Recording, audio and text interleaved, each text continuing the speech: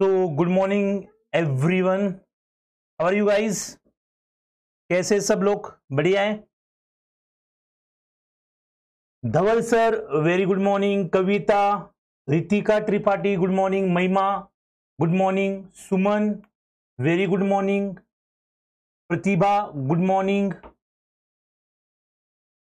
Yes, Sushri good morning, Priyanka good morning, science and technology good morning, Raveena good morning, Priyanka Gupta, Priyanka Baradia, Aana ख्वाबा good morning one and everyone, one and all. Manoj sir very good morning, how are you Manoj sir? Happy to see you after long time here. चलो जल्दी से जल्दी, अगर अभी तक आप लोगों ने लेक्चर का लिंक शेयर नहीं किया है, बी क्विक, जल्दी से जल्दी लेक्चर का लिंक शेयर करो।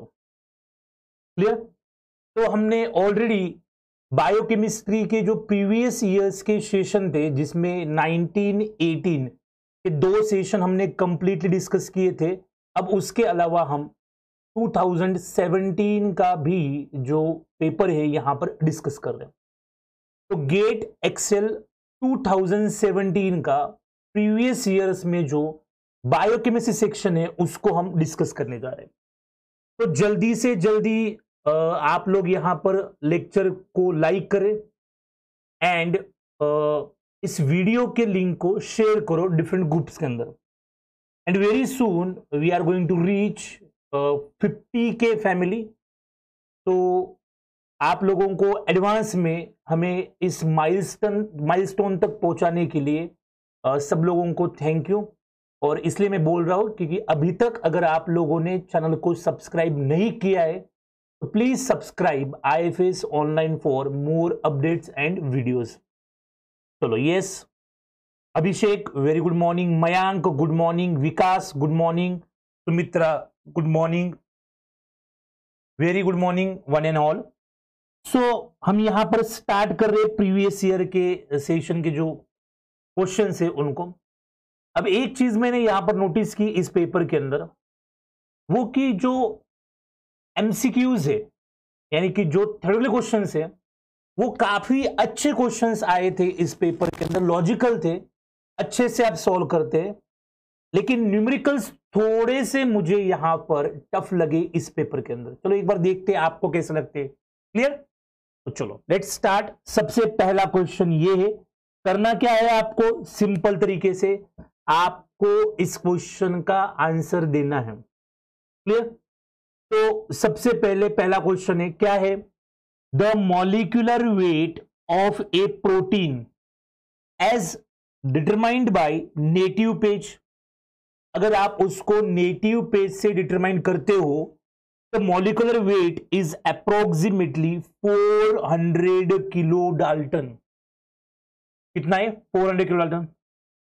This protein when run on a non reducing SDS page, अगर इस प्रोटीन को नॉन रिड्यूसिंग SDS पेज पे यहां पर रन करते हैं, gave A band of 200 kilo Dalton.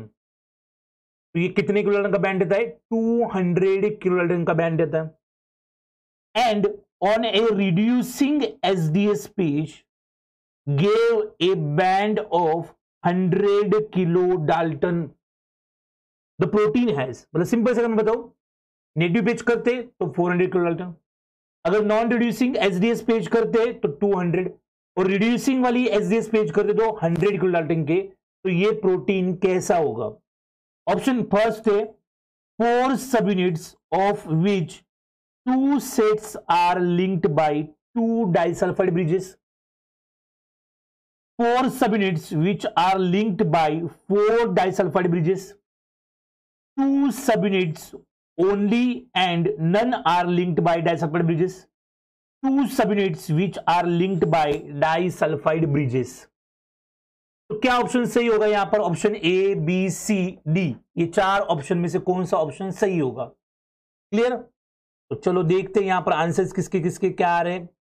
Yes, Vikas mathematics very good morning, Vikas sir, Sumitra very good morning, Kavita good morning.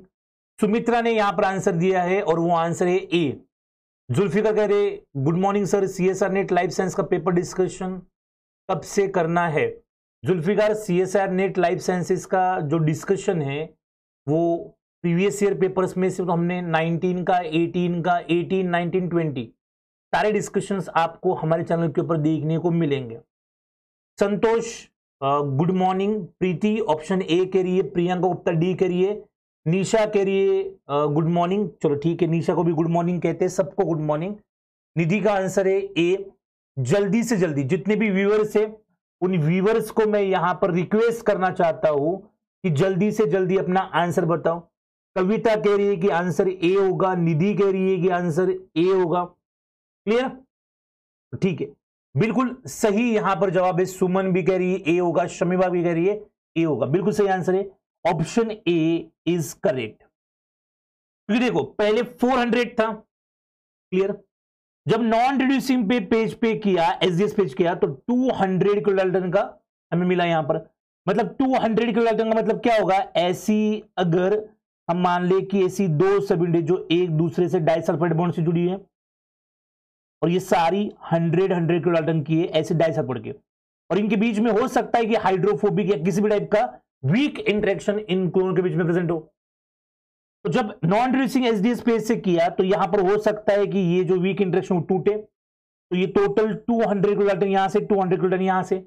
जब reducing SDS page करते हो तो ये डाइसल्फाइड बॉन्ड भी तोड़े जाएंगे और फिर यहां पर ऐसा मिलेगा और ये यहां पर ऐसा मिलेगा, ये यहां पर ऐसा मिलेगा और ये यहां पर ऐसा मिलेगा। तो ये 100 किलोडाल्टन का, ये 100 का, ये 100 का, ये 100 का। नॉन रिड्यूसिंग एसडीएस पेज से जो डाइसल्फाइड बॉन्ड है वो ब्रेक नहीं होते। डाइसल्फाइड बॉन्ड को ब्रेक करने के लिए you need to give treatment of reducing agents like beta mercaptoethanol, और भी है कई सारे। क्लियर? तो ऐसे 100 किलोडाल्टन के हमें 4 यहां पर क्या मिलेंगे? सब यूनिट्स मिलेंगे। तो 4 subunits of which 2 sets are linked by 2 disulphide bridges. तो ये एक सेट, ये एक सेट, ये 2 सेट्स डाइसल्फाइड ब्रिज से जुड़े हुए, ये भी एक सेट, ये भी एक सेट डाइसल्फाइड ब्रिजेस से जुड़ा हुआ है। क्लियर यहां पर? तो इस तरीके से ये हमारा जो है वो फर्स्ट क्वेश्चन था। तो बिल्कुल सही तरीके से आपने यहां पर आंसर किया है। Raveena you are right, Priyanka, Pankaj बेटा डी नहीं होगा, किरण भी कह रही कि डी नहीं होगा, Saumya very good answer is A, Pratibha कह रही है ए होगा। तो सीएसआर की एक्सपेक्टेड कट ऑफ की कोई वीडियो अपलोड कर दो परसेंटाइल में। ओके निशा, अभी तो फिलहाल जो है वो हमने आपको बताया है, कट ऑफ का वीडियो परसेंटेज में बताया, लेकिन ये सिस्टम थोड़ा सा न्यू है। एनटीए का जो स्कोर का सिस्टम है थोड़ा सा न्यू है, इसको हमें थोड़ा समझना पड़ेगा, तभी हम कोई स्टडी करके, डिटेल स्टडी करके कोई वीडियो अपलोड कर सकते हैं। ऐसे ही कोई वीडियो अपलोड करके आपको मिसगाइड करने में कोई वहां पर मतलब कोई पॉइंट नहीं बनता उस चीज में। तो डेफिनेटली हमें थोड़ा सा वहां पर पेशेंस रखना पड़ेगा। क्लियर? चलो वेरी गुड, प्रियंका को क्लियर हो गया, बहुत बढ़िया। Yes Shweta Asthana, how are you? Okay. Preeti please white pen से, यस डेफिनेटली व्हाइट पेन से ही लिखना स्टार्ट कर दिया मैंने, व्हाइट पेन सेलेक्ट किया है, don't worry about that. Okay clear? चलो so next, which one of the following techniques cannot be used to determine the sequence of a novel protein? कौन सी ऐसी टेक्निक है जो नोवेल प्रोटीन के sequence के determination के लिए यूज नहीं होती? तो very first, de novo sequencing by ESI-MS, okay, then Edmond degradation, then Sanger sequencing, then peptide mass fingerprinting। तो क्वेश्चन नंबर 17 का आंसर क्या होगा? जो हमारा 2017 का पेपर था उसमें ये क्वेश्चन नंबर 17 था, इसलिए आपको यहां पर ये नंबर रखा गया है। क्लियर? चलो बताओ जल्दी से, कौन सा होगा? D novo sequencing by ESI-MS, या एडमंड डिग्रेडेशन होगा, या सैंगर सीक्वेंसिंग होगा, या पेप्टाइड मास फिंगरप्रिंटिंग होगा? कौन सा technique can not be used कौन सा करते वो तो हमें पता है, कौन सा यूज नहीं कर सकते वो हमें यहां पर पता करना है। Yes, do you know sequencing by ESMSMS या फिर एडमंड सैंगर और पेप्टाइड मास फिंगरप्रिंटिंग, तो कौन सा होगा इसमें से? चलो, सुमन कह रही है कि सी होगा, निधि कह रही है कि डी, विश्वजीत सी कह रहे, सुमित्रा सी, ओके डी, सैंगर सीक्वेंसिंग सी, ACC। क्लियर। अब बहुत सारे स्टूडेंट का यही तो मिसकंसेप्शन और यही आपका फायदा है कि आप लोग यहां पर आते हो और आपकी चीजें जो है और क्लियर होती है। इसका रीजन क्या है? क्योंकि सबको पता है कि सैंगर सीक्वेंसिंग जो है वो डीएनए के जो न्यूक्लियोटाइड्स है उन न्यूक्लियोटाइड्स को सीक्वेंस करने के लिए सैंगर सीक्वेंसिंग यूज की जाती है। लेकिन डियर स्टूडेंट्स, एक चीज आपको मैं यहां पर बताना चाहता हूं कि सैंगर ने उसके पहले भी न्यूक्लियोटाइड सीक्वेंसिंग करने से पहले सैंगर ने टेक्निक डीएनए को सीक्वेंस करने के लिए की थी। तो सैंगर सीक्वेंस तो यूज करते हैं प्रोटीन सीक्वेंसिंग के लिए। एडमंड डिग्रेडेशन तो बहुत फेमस है, हमें पता है। डी नोवो सीक्वेंसिंग, और हमें वही चाहिए ना, नोवेल प्रोटीन है जो अब तक हमें पता ही नहीं, कभी सीक्वेंस नहीं किया गया, ऐसा नोवेल प्रोटीन है। तो उसके लिए de novo sequencing by ESIMS तो करती ही है, तो ये भी करते हैं, एडमंड डिग्रेडेशन भी करते हैं, सैंगर करते हैं। पेप्टाइड मास फिंगरप्रिंटिंग नहीं करते। पेप्टाइड मास फिंगरप्रिंटिंग में क्या होता है? फिंगरप्रिंटिंग से मतलब पता चलता है, इसमें क्या होता है, एक हमारे पास प्रोटीन की सीक्वेंस की लाइब्रेरी होते हैं। हमारे पास कोई नोवेल प्रोटीन मिला, कोई नया प्रोटीन मिला, उस नए प्रोटीन को हम सीक्वेंस करते हैं, उस नए प्रोटीन को हम सीक्वेंस करते हैं और सीक्वेंस करके उस लाइब्रेरी के अंदर जो भी प्रोटीन्स है उनकी सीक्वेंसेस है उनके साथ उनको मैच करते। अगर ये मैच जो है वो अगर मिल गया तो उसके हिसाब से देखते कि कौन सा प्रोटीन है, मतलब ये कोई नया प्रोटीन है या फिर हमें पहली बार मतलब कोई प्रोटीन पहले से कोई जो एग्जिस्टेड प्रोटीन है उसमें से ही है। तो पेप्टाइड मास फिंगरप्रिंटिंग जिसमें एक लाइब्रेरी होती है और उससे हम मैच करते हैं, तो यहां पर उसके पहले आपको वो मैच करने के लिए पहले आपके पास सीक्वेंस चाहिए, तो वो सीक्वेंस आप पेप्टाइड मास फिंगरप्रिंटिंग से नहीं निकाल सकते। उसके लिए आपको सैंगर सीक्वेंसिंग, एडमंड डिग्रेडेशन या फिर de novo sequencing by ESIMS ऐसा कुछ करना पड़ेगा। तो ये तीन सही है और डी ही गलत है। तो ये और पूछा भी क्या गया है, कैन नॉट बी, तो हमारा करेक्ट आंसर क्या होगा? Correct answer would B D. Clear? तो जिन लोगों ने यहां पर डी आंसर दिया है वो बिल्कुल सही है। Yes, science and technology C नहीं, डी होगा। Steve very good. Anil Kumar C नहीं होगा, डी होगा। Priyanka Gupta good. Aana good. Sumitra unknown protein identifies, okay clear. चलो बहुत बढ़िया। अब इसी तरीके से जो नेक्स्ट क्वेश्चन है वो आप सॉल्व करिए। बढ़िया है, सिंपल सा क्वेश्चन आपको यहां पर दिख रहा है। अब इस क्वेश्चन में क्या कहा है, which type of polyacrylamide gel can be used for analysing the 4 different proteins listed below.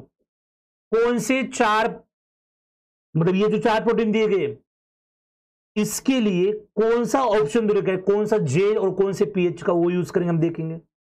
करना क्या है आपको, पेज करना है, polyacrylamide gel is use, it is utilise. Clear?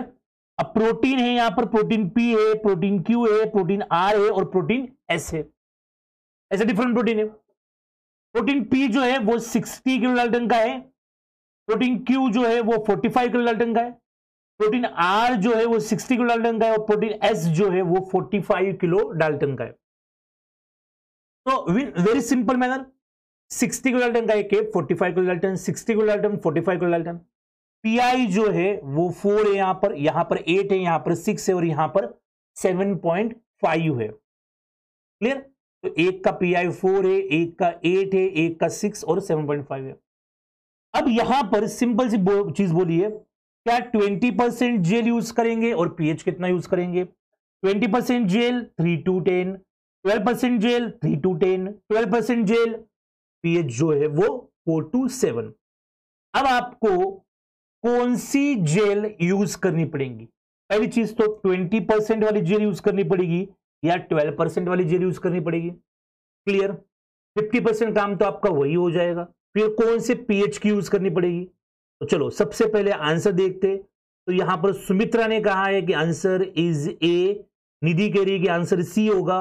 What about others, बाकी लोगों का क्या कहना है? चलो बी क्विक, फटाफट से कमेंट करो और कमेंट करके बताओ कि आपका आंसर क्या होगा। बहुत ही इंटरेस्टिंग सेशन होने वाला है, आगे बहुत अच्छे क्वेश्चन है, उनको हमें अच्छे से डिस्कस करना है। तो जल्दी से जल्दी बताओ, बी क्विक।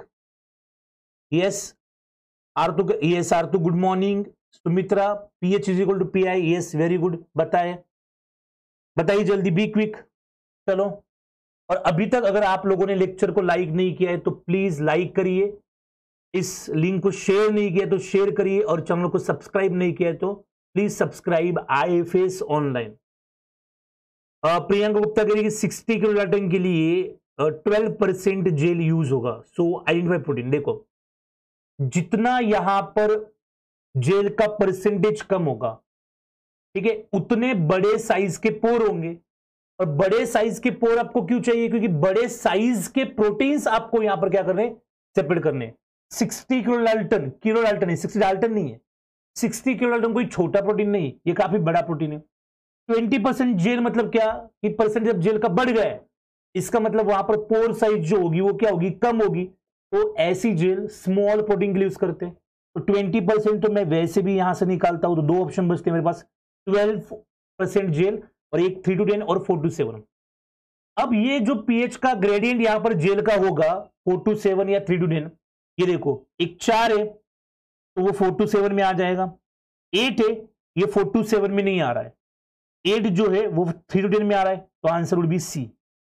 ये मैंने आपको लॉजिक बताया, सिंपल वाला। एक तो प्रोटीन बड़ा है, बड़ा प्रोटीन है तो बड़े साइज के पोर्स हमें चाहिए, इसलिए आप जेल का परसेंटेज क्या करो, कम करो।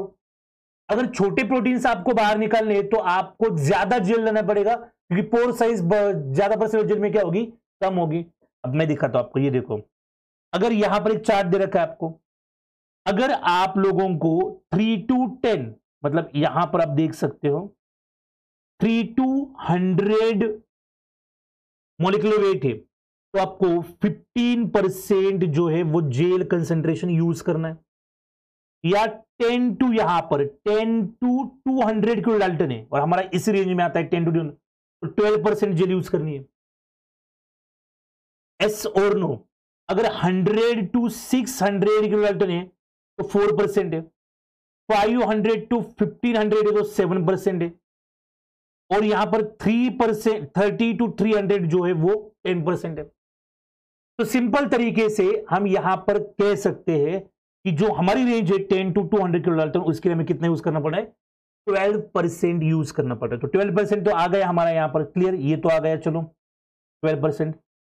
अब यहां पर पीएच कितना होगा, पीएच जो है वो 3 to 10, वो कैसे चले, हमें पता है आइस, ये जो हमारा पॉलीएक्रिलामाइड जेल इलेक्ट्रोफोरेसिस है या पॉलीएक्रिलामाइड जेल है, उसके अंदर प्रोटीन जो है वहां पर अलग अलग पीएच का ग्रेडियंट होगा।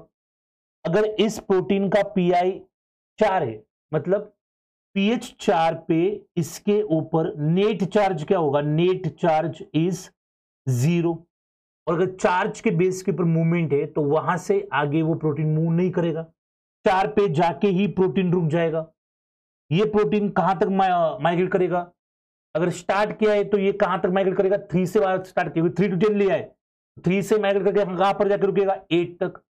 ये प्रोटीन कहां तक रुकेगा, 6 तक, क्योंकि 6 के बाद 6 पीएच पे इसके ऊपर कौन सा चार्ज आने वाला है, 6 पीएच के ऊपर इसके ऊपर चार्ज आने वाला है 0, और 0 चार्ज आएगा तो फिर चार्ज भी उसके ऊपर, तो वो आगे मूव नहीं करेगा, क्योंकि इसमें हम मेनली प्रोटीन को इसके ऊपर मूव करवा रहे, मॉलिक्यूलर मास के ऊपर नहीं करवा रहे, मेनली हम इनका मूवमेंट करवा रहे चार्ज के बेसिस के ऊपर।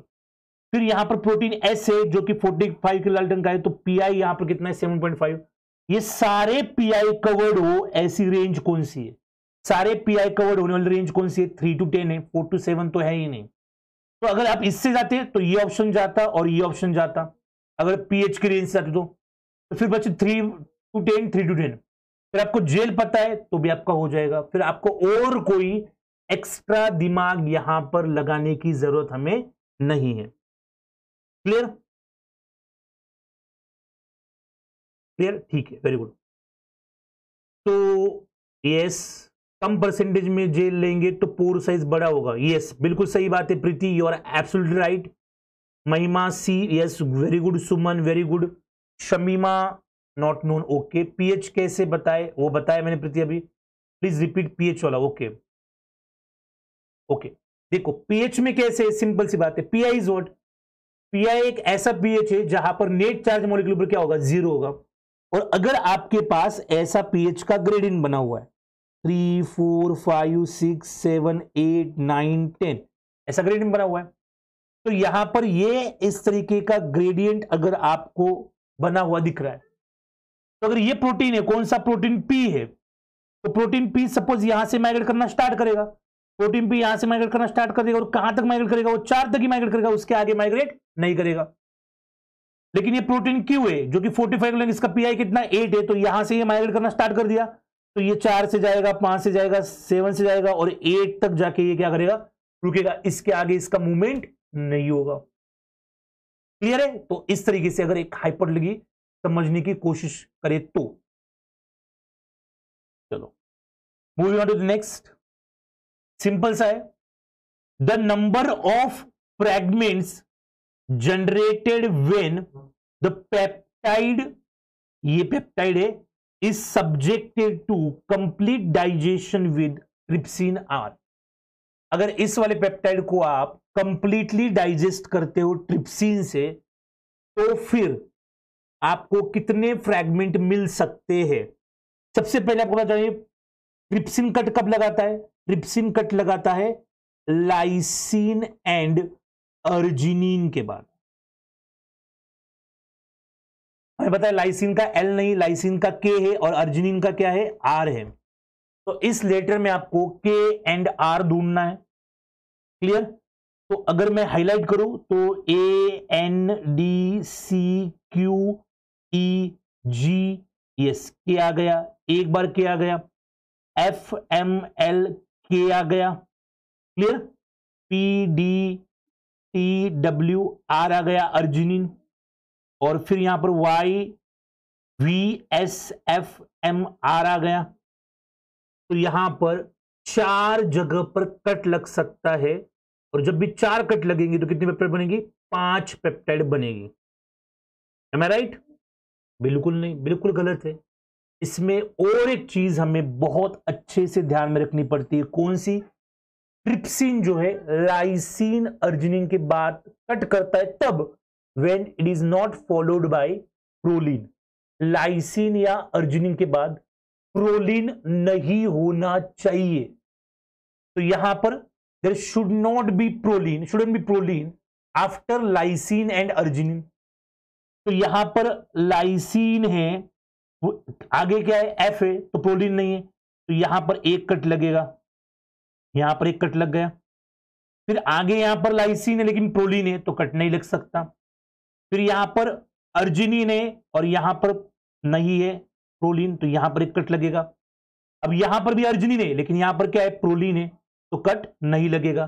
टोटल कितने कट लग रहे, जगह तो 4 है, लेकिन 2 जगह पर प्रोलीन आ रहा है बाद में, लेकिन ट्रिप्सिन वहां पर कट नहीं लगा सकता। हमें पता है ट्रिप्सिन जो है सी टर्मिनस पे कट लगाता है अर्जिनिन और लाइसिन के बाद। अब यहां पर ये एक कट लगा तो ये एक फ्रैगमेंट बना, ये एक कट लगा तो दूसरा फ्रैगमेंट बना, और ये यहां पर ये तीसरा फ्रैगमेंट। टोटल कितने फ्रैगमेंट लगेंगे, 3। तो 2 कट लगेंगे और 3 fragment. You guys are absolutely right. तो यहां पर देखते हैं कि क्या चाहिए, क्या कह रहे हैं। ठीक है, चलो। Priyanka Verma, you are absolutely right. Sumitra very good. Supriya गलत हो गया, 2 नहीं 3 होंगे, कट 2 लगेंगे लेकिन 3 होंगे। Himanshi you are right, okay. Steve 2 fragment नहीं 3 बनेंगे बेटा, प्रोलीन नहीं होना चाहिए। Yes Sumitra you are right. Hana 4 नहीं 3 बनेंगे, प्रोलीन है तो कट नहीं होगा, बिल्कुल you are absolute right. Priyanka 3, Supriya okay. Anirban कह रहे कुछ आता है, ठीक है, बहुत बढ़िया, थैंक यू अनिर्बान। ठीक है, नेक्स्ट जो है यहां पर प्रियंका 3 फ्रैगमेंट मिलेंगे, बहुत बढ़िया। देन श्वेता प्रोलीन क्या है, ओके हाँ, यस वेरी गुड प्रियंका, और मैं प्रोलीन के पास, ओके बहुत बढ़िया, 3 ओके। Very good. 5 नहीं होंगे शमीमा, 3 होंगे। Yes very good Rituparna. Okay चलो very good. Shamima, Shweta and Shamima, very good. Clear है यहां पर? तो इस तरीके से हम यहां पर क्या कह रहे, तो इसका आंसर क्या होगा? 3। 3 फ्रैगमेंट बने। नेक्स्ट अगर हम यहां पर देखें, puromycin is a structural analog of. Puromycin किसका स्ट्रक्चरल एनालॉग है?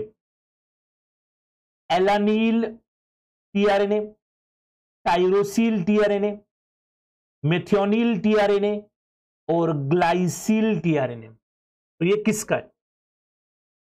जल्दी से जल्दी कमेंट सेक्शन को एक्सप्लोर करो और कमेंट सेक्शन में मुझे बताओ कि प्यूरोमाइसिन जो है, पुरोमाइसिन, वो किसका एनालॉग है।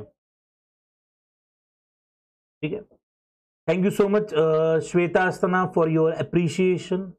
ये पुणे में भी लोकेटेड है इंस्टीट्यूट, जोधपुर में भी है, हैदराबाद, कोलकाता, 4 जगह ब्रांच है। जो आपको नजदीक पड़ता है उसको वहां पर आप ज्वाइन कर सकते हैं आफ्टर लॉकडाउन की जो परमिशन होगी उसके बाद। तो सुमित्रा कह रहे बी होगा, तेजू कह रही सी होगा, कविता बी कह रहे, प्रियंका सी, आकाश बी कह रहा है।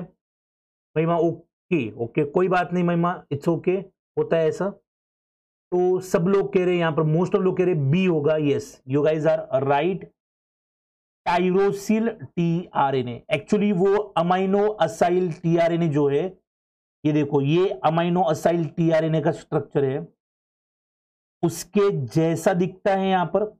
ये पुरोमाइसिन है, पुरोमाइसिन का स्ट्रक्चर जो है वो अमाइनो असाइल टीआरएनए है। अमाइनो असाइल टीआरएनए जो कहां पर आता है, जो हमारी एपीई साइट होती है उसमें से ए साइट के ऊपर आता है। अगर इसके साथ हम यहां पर टायरोसिल बोला है, क्योंकि टायरोसिन जोड़ दिया तो वो टायरोसिल टीआरएनए हो जाएगा।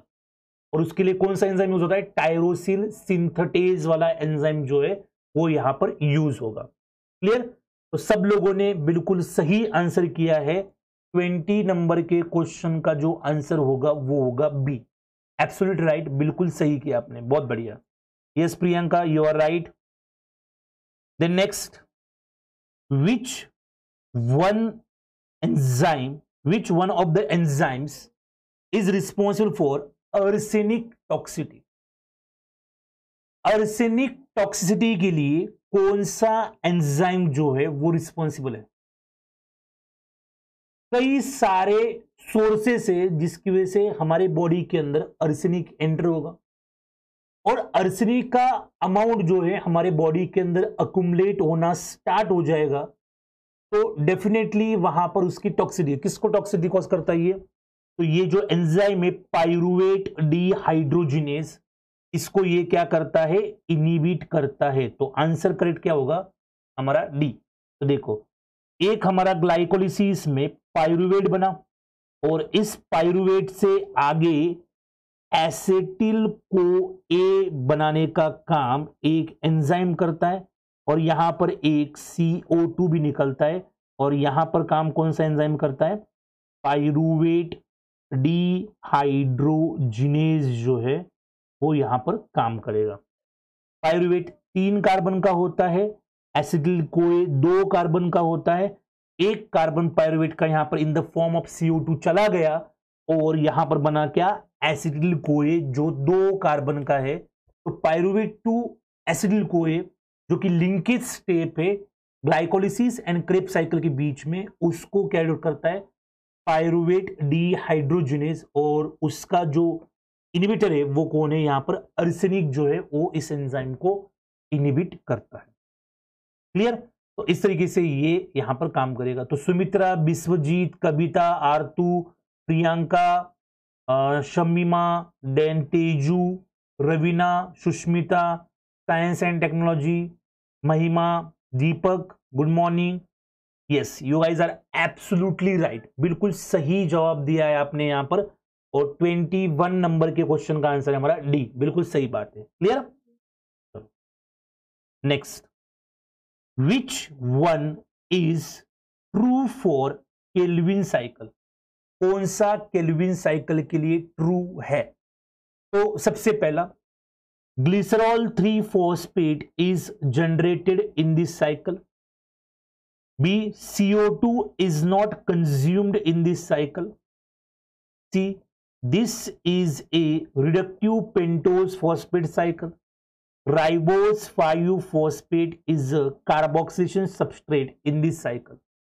तो बी क्विक 22 का आंसर क्या होगा? कमेंट सेक्शन में कमेंट करके बताओ। वेरी गुड, बताओ जल्दी से, बी क्विक फटाफट से बताओ। Yes, so pyruvate dehydrogen is responsible for toxicity. Pyruvate dehydrogen is not responsible for toxicity. जो अर्सेनिक है, arsenic is inhibiting pyruvate dehydrogenase, जो काम नहीं कर रहा है पायरुवेट डिहाइड्रोजिनेज, इसलिए वहां पर लिंकिंग स्टेप नहीं हो रहा है और आगे एनर्जी जनरेट नहीं हो पा रही है और फिर दिक्कत आ रही है। तो अर्सेनिक टॉक्सिसिटी कॉज कर रहा है। ठीक है, तो यामिनी कह रही है कि सी आंसर होगा, निकुंज कह रहे सी होगा, नेहा सी कह रही है, आरती सी कह रही है। ओके सर, बार्क में भी हाँ ऐसे ही क्वेश्चन आते हैं, इसी टाइप के क्वेश्चन आते हैं। प्रीति सी कह रही है, प्रियंका, विश्वजीत, कविता, सब लोग कह रहे हैं कि सर सी है। तो very good, C is the correct option. Glycerol 3 phosphate is generated in cycle. Glycerol dehyde, glycerol dehyde, glycerol dehyde 3 phosphate is generated in this cycle. CO2 is not consumed in this cycle. Obviously, RUBP के ऊपर हम क्या जोड़ते हैं? CO2 जोड़ते हैं, और तब जाके यहां पर क्या बनता है? 3PGA के 2 मॉलिक्यूल बनते हैं, 3 फॉस्फोग्लिसरिक एसिड। और यहां पर कौन सा एंजाइम यूज होता है? रूबिस्को। केल्विन साइकिल में तो यूज करते हैं CO2 को। और कुछ मंथ्स पहले इसी चैनल के ऊपर मैंने फोटोसिंथेसिस का लेक्चर लिया था, तो उसमें मैंने आपको ये सारे नेम्स लिखवा के दिए थे। This is reductive pentose phosphate pathway, सारे लिखवा के दिए थे। राइबोस 5 फॉस्फेट नहीं, राइब्यूलोज 1,5 बिसफॉस्फेट, राइबुलोज 1,5 बिसफॉस्फेट। तो ये RUBP है ना, this is ribulose 1,5 bisphosphate. It is a CO2 acceptor और कार्बोक्सिलेशन में इन्वॉल्व होता है। तो करेक्ट आंसर जो होगा वो होगा सी। क्लियर? तो very simple. Then moving on to the next question, question number 23। Administration of primaquine causes severe hemolytic anemia because it, yes, administration of primaquine को एडमिनिस्टर किया, it causes severe haemolytic anaemia because it increases the demand for NDPH to a level that cells can't meet, decreases the demand for NDPH, inactivates glutathione peroxidase of erythrocytes, increases reduced glutathione level of erythrocytes. So what is the answer for question number 23? yes, तो यामिनी कह रही answer A होगा, सुमित्रा कह रही ए होगा, निकुंज कह रहे ए होगा। ए होगा बिल्कुल सही बात, लेकिन कैसे आंसर ए होगा ये भी तो हमें देखना पड़ेगा। यस, आरतू, सौरभ, ये सारे लोग कह रहे कि आंसर जो होगा वो ए होगा। Okay, Teju, very good.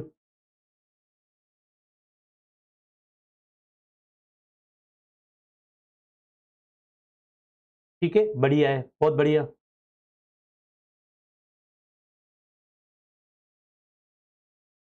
Yes, बाकी लोगों का क्या कहना है, जल्दी बताओ, बी क्विक। प्रीमैक्विन जो है, प्रीमैक्विन मलेरिया को ट्रीट करने के लिए यूज किया जाता है।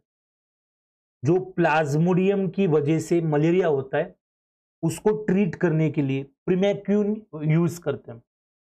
और इनका अगर साइड इफेक्ट्स देखा जाए तो यहां पर हेमोलाइटिक एनीमिया हो सकता है। अब हेमोलाइटिक एनीमिया कैसे होगा? तो जो आरबीसीज है, नॉर्मली क्या होता है, आरबीसीज है। अगर ब्लड के अंदर जो हमारा आरबीसी के अंदर एक मॉलिक्यूल होता है, कौन सा, हीमोग्लोबिन, ठीक है।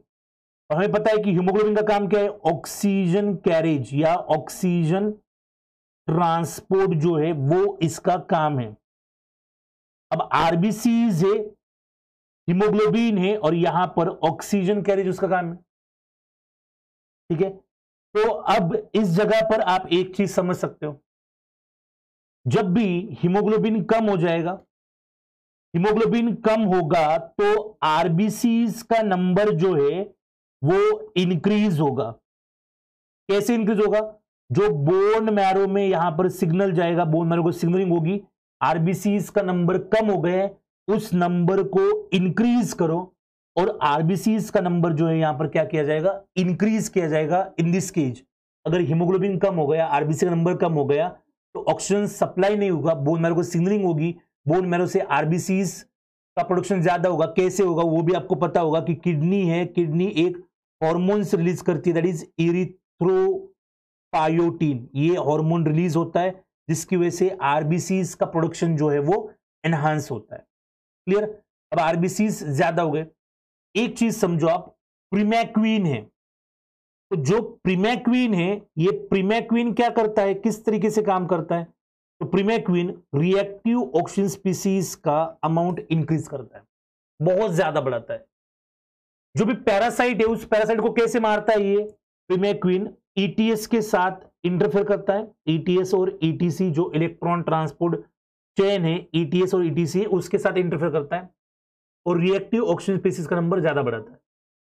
एक सिंपल सी बात है, अगर प्रीमैक्वीन की वजह से जो रिएक्टिव ऑक्सीजन स्पीसीज है उनका नंबर इंक्रीज हुआ है, एनहांस हुआ है, ये कैसे हुआ, इसका मैकेनिज्म अभी तक अनक्लियर है, it is still unclear. You have chance, अच्छे से जीआरएफ लो, रिसर्च करो, पता करो कि कैसे होता है। तो प्रीमैक्वीन आरएस बढ़ाएगा, आरएस बढ़ेगे तो पैथोजन को ठीक है उसको तो मार ही रहे, लेकिन हो सकता है हमारे आरबीसी को अफेक्ट हो जाए। तो क्या होता है, सपोज कि ये आरबीसी है, इस आरबीसी के अंदर एक एंजाइम है, that is glucose 6 phosphate dehydrogenase, glucose 6 phosphate dehydrogenase, और ये क्या करता है, NADPH को बनाता है, NADPH को बनाता है। क्लियर। मतलब ये एंजाइम जब काम करेगा, ग्लूकोज 6 फॉस्फेट डिहाइड्रोजिनेज जब काम करेगा तो NADPH बनेगा, एंड दिस NADPH जो है it is utilised by glutathione, reduced glutathione या ग्लूटाथायोन, इसके लिए टू न्यूट्रलाइज ROS। क्लियर। मतलब मैकेनिज्म ऐसा है कि आरबीसीज है, उनके अंदर एक एंजाइम है ग्लूकोज 6 फॉस्फेट डिहाइड्रोजिनेज, उसकी वजह से एनडीपीएच बनता है, that NDPH is utilised by glutathione to reduce reactive oxygen species, ये हो गया। लेकिन जब प्रीमैक्वीन का ट्रीटमेंट देते हैं किसी पेशेंट को, अगर मलेरिया से क्योर करना है, प्रीमैक्वीन क्या करता है, आरओएस का प्रोडक्शन इंक्रीज करता है। अगर आरओएस का प्रोडक्शन इंक्रीज होगा तो उस आरओएस को न्यूट्रलाइज करना पड़ेगा, उसको न्यूट्रलाइज करने के लिए ग्लूटाथायोन काम करेगा, ग्लूटाथायोन कहेगा मुझे एनडीपीएच दो, मुझे बहुत सारे एनडीपीएच चाहिए, लेकिन उतने ज्यादा एनडीपीएच नहीं मिलते, तो increases the demand for NDPH level that cells can't meet.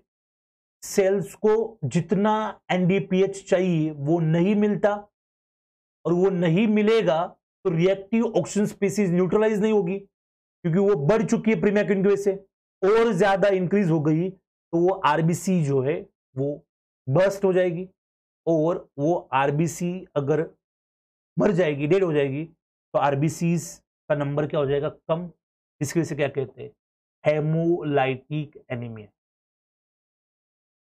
Clear. तो इस तरीके से हम यहां पर इस क्वेश्चन को डिस्कस कर सकते हैं। सबने आंसर सही बताया, very good.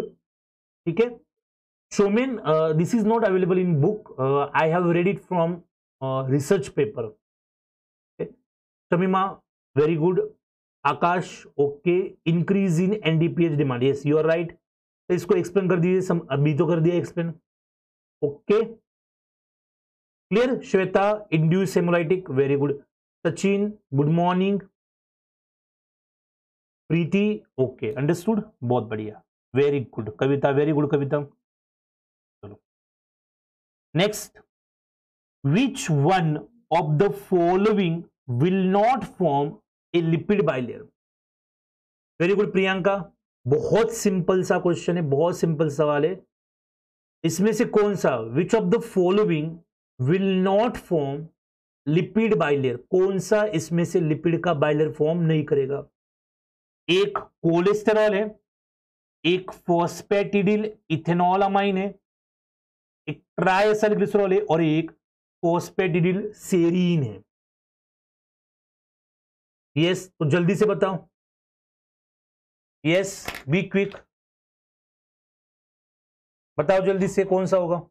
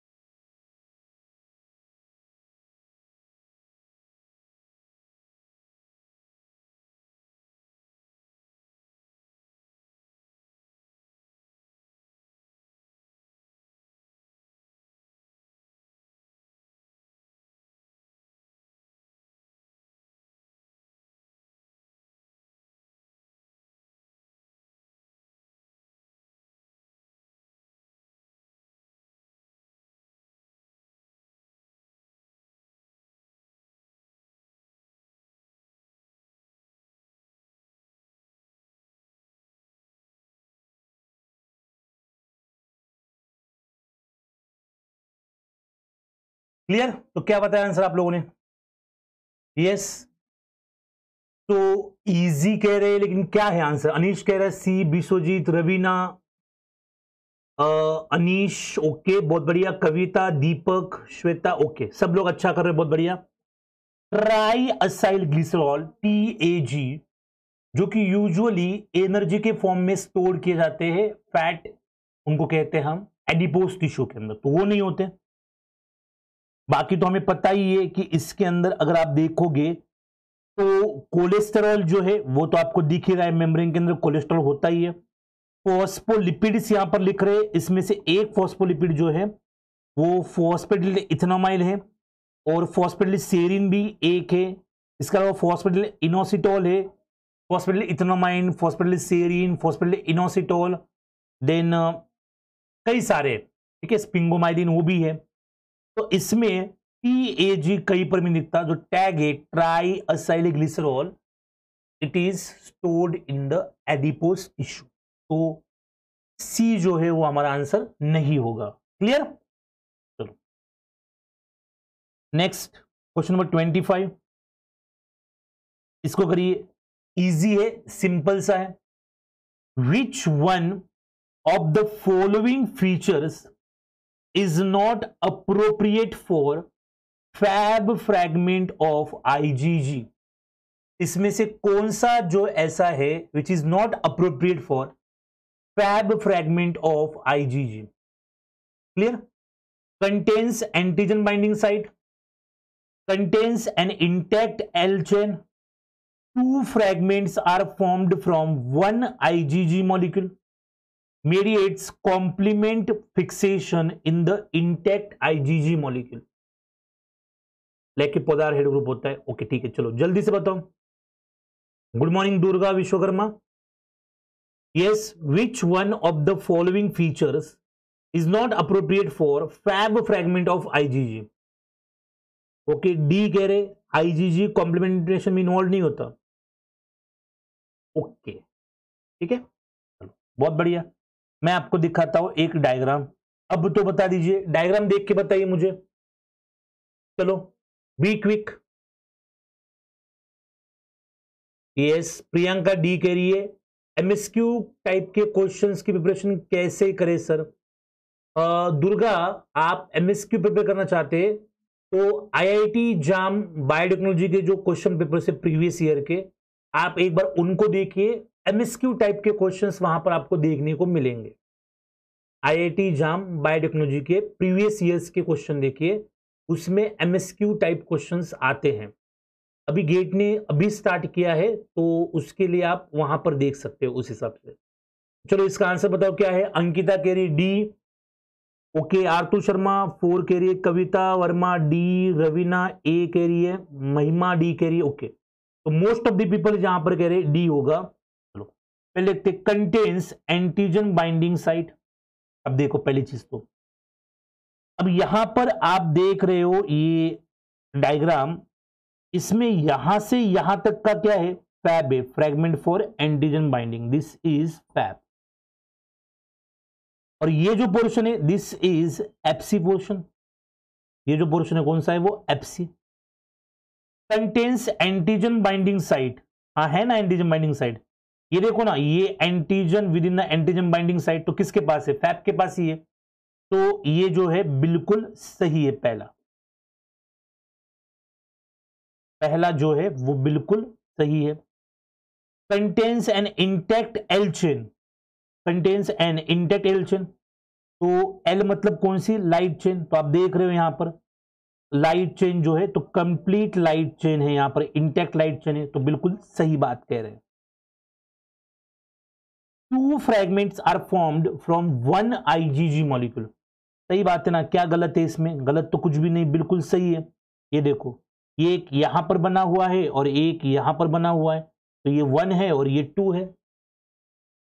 mediates complementation in the intact IgG molecule। देखो एक चीज समझो यहां पर आप लोग, इंपॉर्टेंट, कॉम्प्लीमेंट एक्टिवेशन का काम एप्सी फ्रैगमेंट का होता है। तो कॉम्प्लीमेंट एक्टिवेशन जो है वो आईजीजी नहीं, यहां पर आईजीजी ही करती है, लेकिन आईजीजी का एप्सी फ्रैगमेंट करवाता है। क्लियर? फिर एनईटी क्वेश्चन समझ नहीं आते, एक बार उनका भी बता दीजिए। हाँ करेंगे महिमा, उनको भी डिस्कस करेंगे। You are welcome Aartu Sharma. Clear? तो इस तरीके से यहां पर इसका करेक्ट आंसर कौन सा होगा? सी जो हमारा है वो बिल्कुल सही है। 2 होते, डी गलत है और गलती पूछा है हमें, इज नॉट अप्रोप्रिएट। तो आंसर जो हमारा होगा करेक्ट क्या होगा? डी होगा। क्लियर? यस, सुमन राठौर डी, वेरी गुड, बहुत बढ़िया। नेक्स्ट रवीना खारे, ओके बहुत बढ़िया। अब एक यहां पर न्यूमेरिकल है, उसको सॉल्व करने की कोशिश करते हैं। द ड्यूरेशन ऑफ, ध्यान से समझने की कोशिश करिए, ठीक है? अगर आपको आता है तो बहुत अच्छी बात है, आप करिए, मेरे साथ करिए, समझने की कोशिश करिए अच्छे से। The duration of DNA synthesis S phase in plant cell is 11 hours. ठीक है, तो टोटल ड्यूरेशन रिक्वायर्ड, और ऐसा कह सकते total time taken for DNA synthesis, ऐसा लिखते हैं,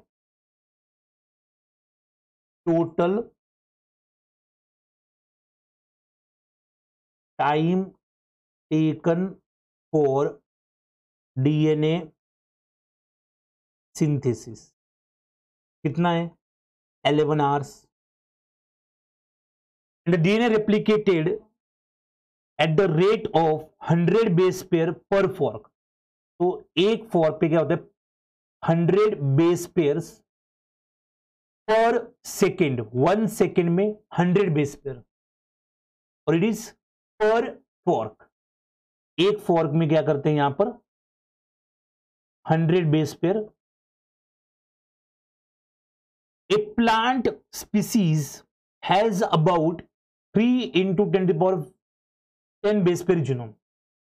यानी कि 3 इंटू 10⁻10 बेस पेयर जीनोम जो है वो कंप्लीट जीनोम 11 आवर्स के अंदर क्या किया जाता है, सिंथेसाइज किया जाता है।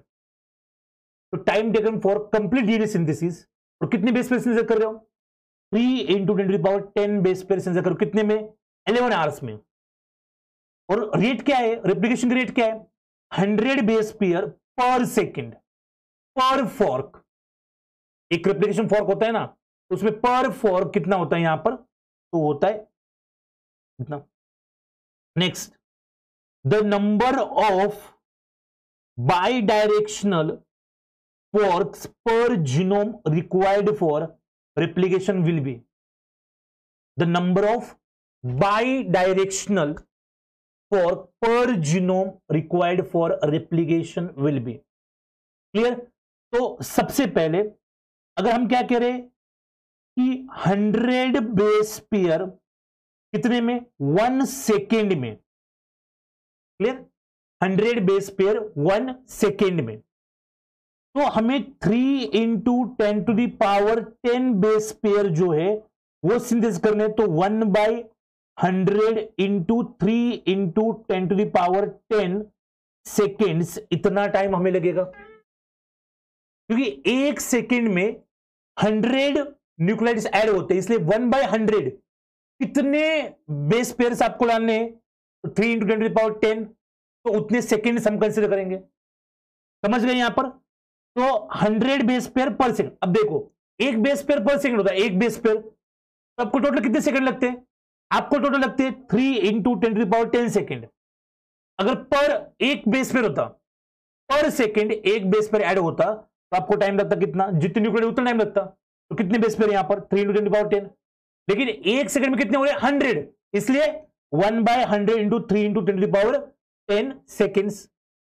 अब इसको अगर हम देखें तो यहां पर हम सिंपली इसको ऐसा लिख सकते, 3 इंटू 10⁸ सेकेंड्स कर सकते हैं, 3 इंटू 10⁸ सेकेंड्स। और अगर इस सेकेंड्स को आपको मिनट में करना है तो आप 60 करो, तो ये सेकेंड का क्या हो जाएगा, मिनट्स हो जाएगा। और इंटू 60 करो तो मिनट्स का क्या हो जाएगा, आवर्स में हो जाएगा। ऐसा और नो, तो आपके पास क्या आए थे, ये सेकेंड आए थे, 3 इंटू 10⁻10 सेकेंड्स आए थे। तो 3 इंटू 10⁻, मतलब यहां से ये जाने दो, ये 2 जाने दो, और यहां पर क्या आ जाएगा, 3 इंटू 10⁸ आ जाएगा। अब ये सेकंड में आया है, अगर सेकेंड्स को मिनट में कन्वर्ट करना है तो क्या करना पड़ेगा, डिवाइड बाय 60। इसको आवर्स में करना है तो डिवाइड बाय 60। तो यहां पर क्या आंसर आ जाएगा, 3 इंटू 10⁸ अपॉन 60 इंटू 60, तो 3600 ये आ जाएगा। ऐसे और नो, तो यहां से अगर ये 2 जाने देते हम यहां पर, तो क्या हो जाएगा आगे वाली स्टेप में, तो आगे वाली स्टेप में हो जाएगा 3 इंटू 10⁶ अपॉन 36। समझ रहे हो, 3 इंटू 10⁶ अपॉन 36। तो इसको अगर यहां पर हम निकालेंगे तो हम आर्स में, ये क्या हो रहा है हमारा आंसर, यहां पर हमने आर्स में काउंट कर दिया है, ठीक है। तो यहां पर क्या आ जाएगा, अगर यहां पर आ जाएगा 1/12 इंटू 10⁶, ऐसा भी लिख सकते हैं हम इसको, एस और नो, 1/12 इंटू 10⁶, क्योंकि ये यहां पर जाएगा 1 आएगा और ये क्या आएगा 12 आएगा। क्लियर। तो इसके बाद यहां तक समझ में आ गया, एस और नो, यहां तक समझ में आ गया। अब इसके बाद आपको क्या करना है, ये आपके पास इतने क्या आ गए, आर्स आ गए। और सिंपल करना कर सकते हो, यहां से 100 लो यहां पर, और मतलब ये 2 यहां से, ये 6 है तो 2 0 यहां पर लाओ, 100/12 कर लिया इंटू 10⁴ कर लो। ये क्या था, 1/12 इंटू 10⁶ था। अब 6 था तो 2 0 यहां पर लाए तो क्या हो गया 4, तो 100/12 इंटू 10⁴, तो ये कितना आ जाएगा, 100/12 करो, तो 100 ये यहां से आएगा, तो ये अप्रोक्सीमेटली कितना आएगा, 8 आएगा। फिर और जो बचते हैं 9, 4 बचते हैं, 4 0 होगा, तो ये 3 आएगा और 3 आएगा और 3 आएगा, तो इस तरीके से आएगा। तो यहां पर अप्रोक्सीमेटली 8.33 इंटू 10⁴ आवर्स इतना टाइम आपको यहां पर लगेगा अगर एक रेप्लिकेशन फोर्क काम करेगा। If one replication fork works,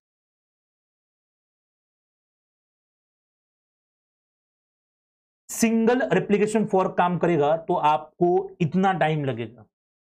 तो अब सिंपल तरीके से आपको करना क्या है, कुछ नहीं करना, 8.33 इंटू 10⁴ अपॉन 11 करो। क्यों इतने आवर्स लग रहा है अगर एक फोर्क होगा, लेकिन हम क्या कह रहे हैं कि 11 घंटे में हमने पूरा कर दिया। अगर एक फोर्क काम करेगा, सिंगल फोर्क काम करेगा, एक सिंगल फोर्क काम करेगा तो 8.33 इंटू 10⁴ आवर्स इतने टाइम लगेंगे। लेकिन ये कह रहे हैं कि नहीं, पूरा डीएनए 11 आवर्स में होता है, तो ठीक है ना, 8.33 इंटू 10⁴ अपॉन 11 कर दो, आपको क्या मिलेंगे, नंबर ऑफ रेप्लिकेशन फोर्क। तो अगर आपको ये स्टेप से मैं थोड़ा लिख के बताता हूं, ये यहां पर 1 फोर्क, तो यहां पर क्या कर सकते, number of forks equal to number of replication fork is equal to number of replication fork is equal to 8.33 into 10⁴ hours upon क्या करना पड़ेगा, 11। क्लियर, तो इतना सॉल्व करो, इसको आराम से आ जाएगा। क्लियर, तो इसको सॉल्व करेंगे तो आपका आंसर जो है वो अप्रोक्सीमेटली 7575 ऐसा आना चाहिए। ये यहां पर थोड़ा सा मतलब कल मैं कैलकुलेशन करके देख रहा था, तो मैं यहां पर जो है वो 833 दो डिजिट तक 33 पकड़ा, तो आंसर जो है आपका वो 7572 आएगा। तो अगर आप कन्वर्ट कर रहे हो, फॉर एग्जांपल यहां पर अगर दिख रहा है कि आपको, एक मिनट में आपको दिखाता हूं, अगर आप कन्वर्ट कर रहे हो, क्लियर, कन्वर्ट कर रहे हो तो कन्वर्ट कर टाइम एक चीज ध्यान में रखना यहां पर, ठीक है, जब कन्वर्ट आप कर रहे हो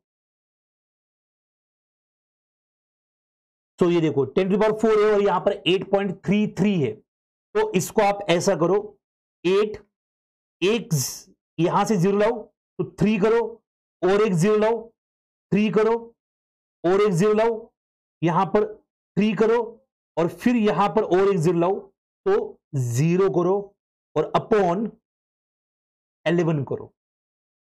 क्लियर, तो यहां पर आपका आंसर जो आया था वो 8.333 आया था। अगर आप इसकी जगह ऐसा लिखोगे ना, 8.83300 अपॉन 11 ऐसे भी लिख सकते ना, यूजुअली हमें मैथमेटिक्स में आदत होती है हम दो डिजिट तक ही पकड़ते हैं। दो डिजिट मतलब कौन से, 8.33 पकड़ के आगे 0 कंसीडर करते हैं, हम उसको नहीं पकड़ते, लेकिन आंसर अलग आ रहा है। अगर आप ये करोगे तो आपका आंसर 7575 आएगा, अगर आप ये करोगे तो आपका आंसर 7572 आएगा। करके देखिए एक बार, क्लियर है। तो यहां पर जो हमारा 100 डिवाइडेड बाय हमने कितना किया था, 12 किया था, तो आंसर हमारा 8.33333 आ रहा है। तो उसमें से अगर आप दो डिजिट पकड़ते हो और बाकी आगे 0 लगा देते हो तो फिर आपका ये आंसर आ रहा है, जो कि मैच नहीं कर रहा है आंसर के साथ। और जब आप यहां पर आगे दो 0 की जगह एक ही 0 और 3 लगा देते हो तो आपका यही आंसर करेक्ट आ रहा है। तो हम तो हमेशा इसी के साथ जाएंगे, इसके साथ हम नहीं जाएंगे। क्लियर, यस और नो, अब हो गया क्लियर, यस। तो इसको मैं यहां से अब क्या करता हूं, हटा देता हूं, ये चीज जो मैंने यहां से हटा दी, ये हमारे काम की नहीं है।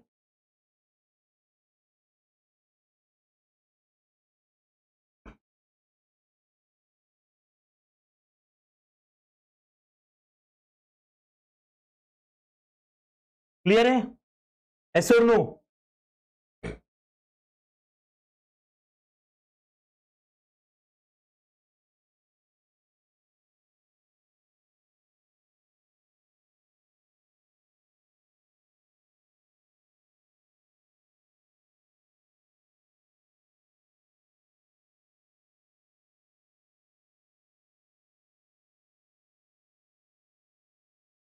चलो क्लियर हो गया।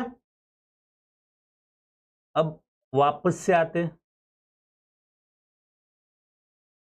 ओके, यस और no?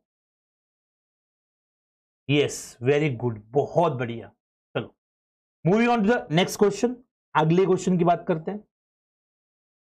In a PCR reaction with one double standard DNA of 600 base pair, एक डबल स्टैंडर्ड डीएनए जो 600 बेस पेयर का है, nanogram of DNA produce after 40 cycles of amplification will be,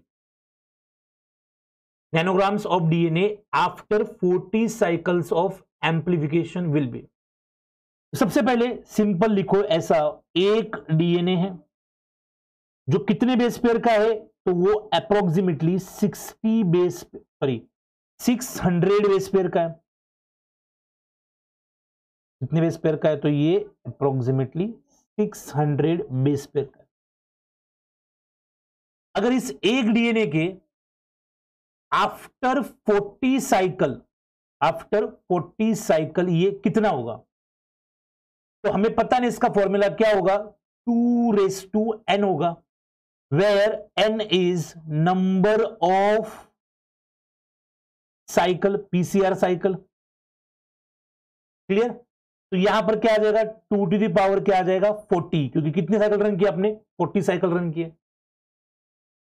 तो 2 to the power 40 का जो value आता है वो कितना आता है, तो approximately 1.1 into 10 to the power 12, इतना वैल्यू आता है। इसको आप ऐसा भी कर सकते हो ना, इसको डिवाइड कर सकते हो, 2 to the power 10 into 2 to the power 10 into 2 to the power 10 into 2 to the power 10। जब भी यहां पर बेस सेम है, अगर बेस सेम है तो आप ऊपर वाले वैल्यूज का क्या कर सकते हो, मल्टीप्लिकेशन कर सकते हो। 10 प्लस 10 प्लस 10 प्लस 10 प्लस क्या आ जाएगा, 2 टू द पावर 40 हो जाएगा। और 2 टू द पावर 10 की वैल्यू हमें पता है कितना, 10/24 इंटू इसकी कितनी 10/24, इसकी कितनी 10/24 और इसकी कितनी 10/24, ये वैल्यू आ गई। और ये सारा आप इंटू इंटू करोगे तो आपकी वैल्यू कितनी आएगी, approximately 1.1 into 10 to the power 12, इतनी वैल्यू यहां पर आ जाएगी। क्लियर है? तो ये है, सो 1.1 इंटू 10 टू द पावर 12, ये जो है number of DNA after 40 cycles of PCR. Clear? अब ये हो गया नंबर ऑफ डीएनए मॉलिक्यूल्स। अब आपको पूछा है कि nanogram of DNA produce after 40 cycle of amplification, so how many moles, ऐसा हम ये हो गए यहां पर। क्लियर? तो अब हम क्या पूछेंगे, खुद से क्वेश्चन क्या पूछेंगे यहां पर, how many moles are present in 1.1 into 10 to the power 12। Clear? So कितने मोल इसके अंदर होंगे, तो ये हमें पता करना है।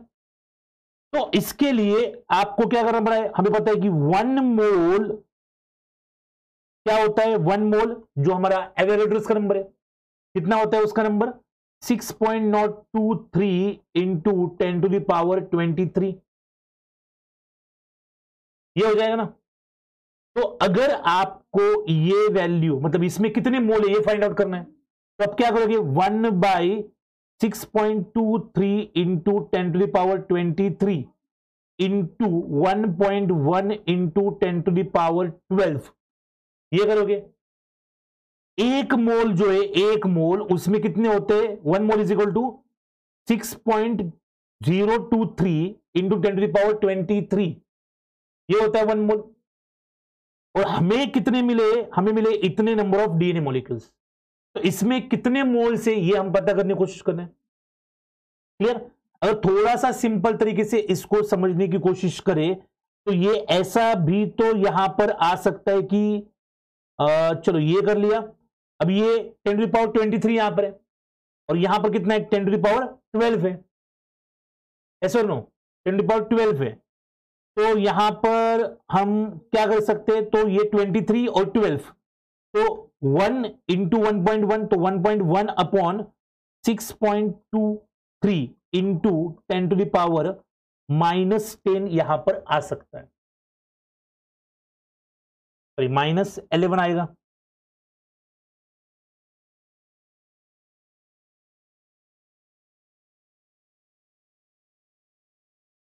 क्लियर? ये 23 है और ये कितने 12 है, तो यहां पर क्या आएगा -11। अब इसको 1.1 है तो इसको 11 कर देते हैं, 11 6.03 इंटू 10 टू द पावर -10 करते इसको। क्लियर? तो 11 upon 6.23 into 10 to the power -10 यहां पर इसको कर सकते हैं। हाँ करते एक्सप्लेन, थोड़ा सा वेट करिए महिमा जी, पूरा चीज एक्सप्लेन करेंगे। क्लियर? अब ये यहां पर आ गया। अब इसके बाद आप इसको और सिंप्लीफाई कर सकते हैं। इसको और सिंप्लीफाई करेंगे तो यहां पर 1.82 into 10 to the power -10 moles जो है ये यहां पर आएगा। अब देखिए इसमें आप 1.1 ला सकते हो, आपको लिखना है तो 1.1 से लिखो, नहीं तो सीधा आप 1 से भी लिख सकते हो। डिपेंड करता है कि आप यहां पर 10 टू द पावर 10 लिखना चाहते हो या फिर आप 10 टू द पावर 12 लिखना चाहते हो। ये देखो यहां पर 10 टू द पावर 12 लिखना चाहते हो या फिर यहां पर आप 10 टू द पावर 11 लिखना चाहते हो, उसके ऊपर डिपेंड करता है ना। एक बार आप क्या करिए, सिंपल से कैलकुलेशन करिए। अब यहां पर इतनी बड़ी कैलकुलेशन हो नहीं सकती, आपको पता है, और गेट में आपको कैलकुलेटर अलाउड है, ये भी पता है आपको। अब यहां पर अगर हम 10 to the power 1024 into 1024 into 1024 और इंटू 1024 ये मल्टीप्लाई करते बैठेंगे तो उसके जो नंबर है वो 12 टू 13 डिजिट नंबर आएगा। अब उस नंबर को जब आप इंटू पावर में काउंट कर रहे हो तो वहां पर 1.1 आता है, तो आप एक बार वो करके देखिए ना। क्या करो सिंपल सा, और आपको पता है गेट में कैलकुलेटर अलाउड है, कैलसी अलाउड है, तो कैलसी भी करो ना आप। ये 1024 इंटू 1024 इंटू 1024 इंटू 1024 ये आ गया। अब इसको जब आप इंटू पावर में काउंट कर रहे हो तो जो पहला जो होगा वो 11 आएगा ना, तो उसमें बीच में पॉइंट दे रहे हैं हम, बस इतनी सिंपल सी बात कर रहे हैं। ठीक है, आएगा, पहले समझने की कोशिश करो। ठीक है, तो 1.8 ये श्वेता वेरी गुड 26 इंटू 10 की पावर 10 इतने मोल्स हमें मिले। क्या मिले हमें? इतने मोल्स मिले। ये क्लियर हो गया? चलो अब यहां पर ये हमारा सेकंड स्टेप जो है वो क्लियर हो गया। अब यहां से थोड़ा सा मुझे गायब होना पड़ेगा क्योंकि आपको दिखेगा नहीं मेरी वजह से। पेशेंस रखिए, आएगा, करेंगे हम। ये क्लियर होगा यहां से। उसके बाद अब हम बताएं कि 600 बेस पेयर एक डीएनए के अंदर है। क्लियर? तो 660 ग्राम पर मोल ऐसा कह सकते, 660 ग्राम पर मोल। थोड़ा सा यहां पर नहीं बैठेगा, तो 660 ग्राम क्या कह रहे, 660 ग्राम पर मोल में एक बेस पेयर होता है। हमारे पास कितने 600 बेस पेयर के डीएनए, तो एक बेस पेयर कितना होता है 600 बेस पेयर में एक डीएनए। एक डीएनए हमारे पास 600 बेस पेयर का है, तो एक बेस पेयर मतलब कितना ग्राम पर मोल, तो वन बेस पेयर मतलब हमारा होता है 660 ग्राम पर मोल। अब हम क्या करेंगे, तो हमें 660 ग्राम पर मोल में एक बेस पेयर मिल रहा है। कितने बेस पेयर निकलने हमें, तो हमें 660 इंटू 600 ग्राम पर मोल मिलेंगे। 660 इंटू 600 ग्राम पर मोल मिलेंगे, तो हमें टोटल कितने मोल मिलेंगे 39600 ग्राम पर मोल इतना मिलेगा। अगर 660 को मल्टीप्लाई करोगे 600 से, एक बार करके देखो अच्छे से, थोड़ा मैं आपको टाइम देता हूं, 660 इंटू 600, ये मल्टीप्लाई करके देखो 39600 ग्राम पर मोल, इतना आंसर आएगा। क्लियर? ऐसा क्यों किया? क्योंकि हमारे पास एक डीएनए था 600 बेस पेयर का, 600 बेस पेयर का, लेकिन एक बेस पर मतलब कितना? 660 ग्राम पर मोल। तो अब हम ऐसा कह सकते हैं कि 1 मोल, और इसमें कितना आ गया?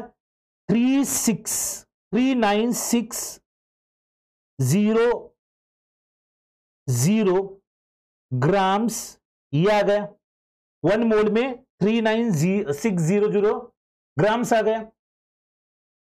तो फिर हमारे 1.82 इंटू 10 टू द पावर -10 मोल में कितना है? क्लियर? तो ये हमें करना पड़ेगा। तो इसके लिए क्या है? सिंपल सा एक कैलकुलेशन करना पड़ेगा। 39600 into 1.82 into 10 to the power -10, ये आएगा। क्लियर? तो ये क्या आ गया हमारा? इतना हमारा ग्राम्स आ गया, इतना हमारा ग्राम्स आ गया। एस और नो? तो अब क्या करेंगे यहां पर? इसको अगर सॉल्व करेंगे, इसका और इसका मल्टीप्लिकेशन करके देखो। क्लियर? इसका और इसका जो है आप मल्टीप्लिकेशन करके देखो। तो एक क्या करते हैं हम चीज, एक पॉइंट इधर लेते हैं, यहां का 10 टू पावर 10 है ना, तो एक पॉइंट इधर लेते हैं, तो यहां पर ये अगर इसको मल्टीप्लाई करेंगे और एक पॉइंट यहां का इधर लेंगे, तो अप्रोक्सीमेटली आपको 724 पॉइंट, थोड़ा सा ऊपर लिखता हूं,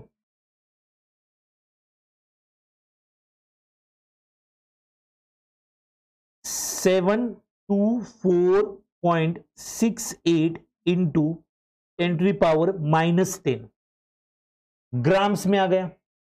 आप कहोगे सर -9 कहां से आया? तो मैंने यहां पर थोड़ा सा बैलेंस किया, और 9 क्यों यहां पर लिया ये भी मैं आपको बताऊं।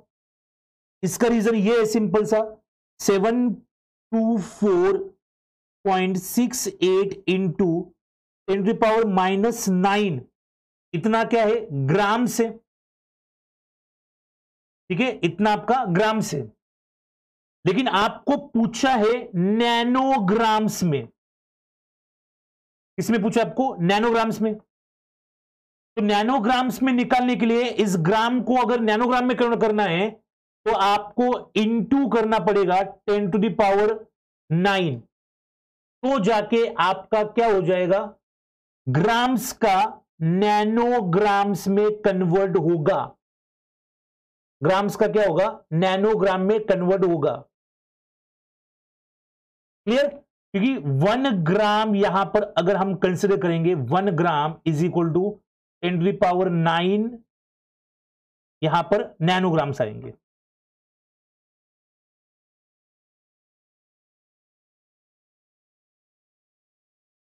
समझ रहे हो? एक चीज समझो, तो ये हमारी वैल्यू थी 724.68 into 10 to the power -9 grams, इतनी आई थी।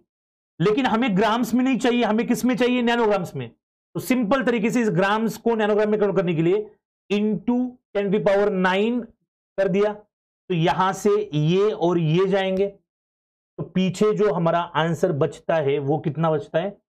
724.68, यानी कि अप्रोक्सीमेटली वही आ रहा है हमारा, 725 के आसपास इसकी वैल्यू होगी। तो आंसर, एक बार आंसर की में कंफर्म करिए, 724.68 ये जो है, ये हमारा आंसर जो है यहां पर आएगा।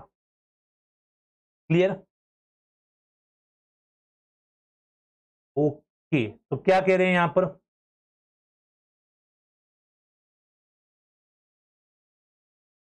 ठीक है, तो श्वेता करिए। यस यस श्वेता, ये तो हमने कर लिया था, वेरी गुड। यस, ये भी हो गया।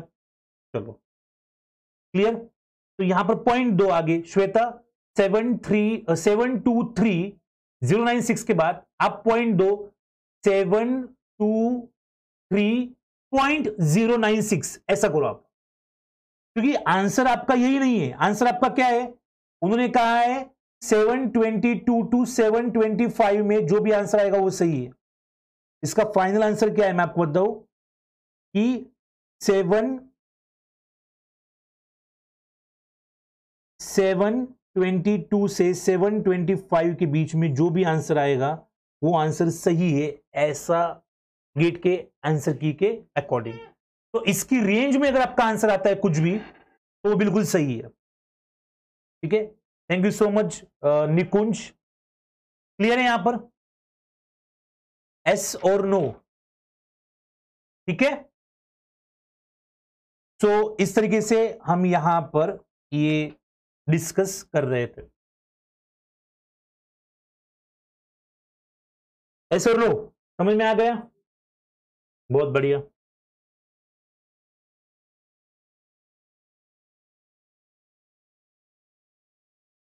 चलो अब मैं वापस आता हूं। Very good. Next question number 28, और 28 में क्या कहा है इन्होंने? ए सॉल्यूशन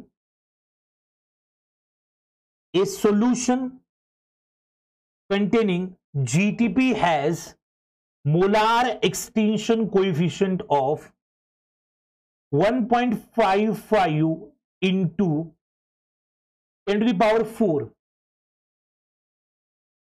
मोल, और जो भी वैल्यू है, at a given wavelength the concentration of GTP solution is 1.290 into 10 to the power -5. The absorbance of GTP solution in 1 centimeter curvature at the same wavelength will be. Clear? एक solution GDP का, उसका molar extinction coefficient कितना है? 1.55 into 10 to the power 4.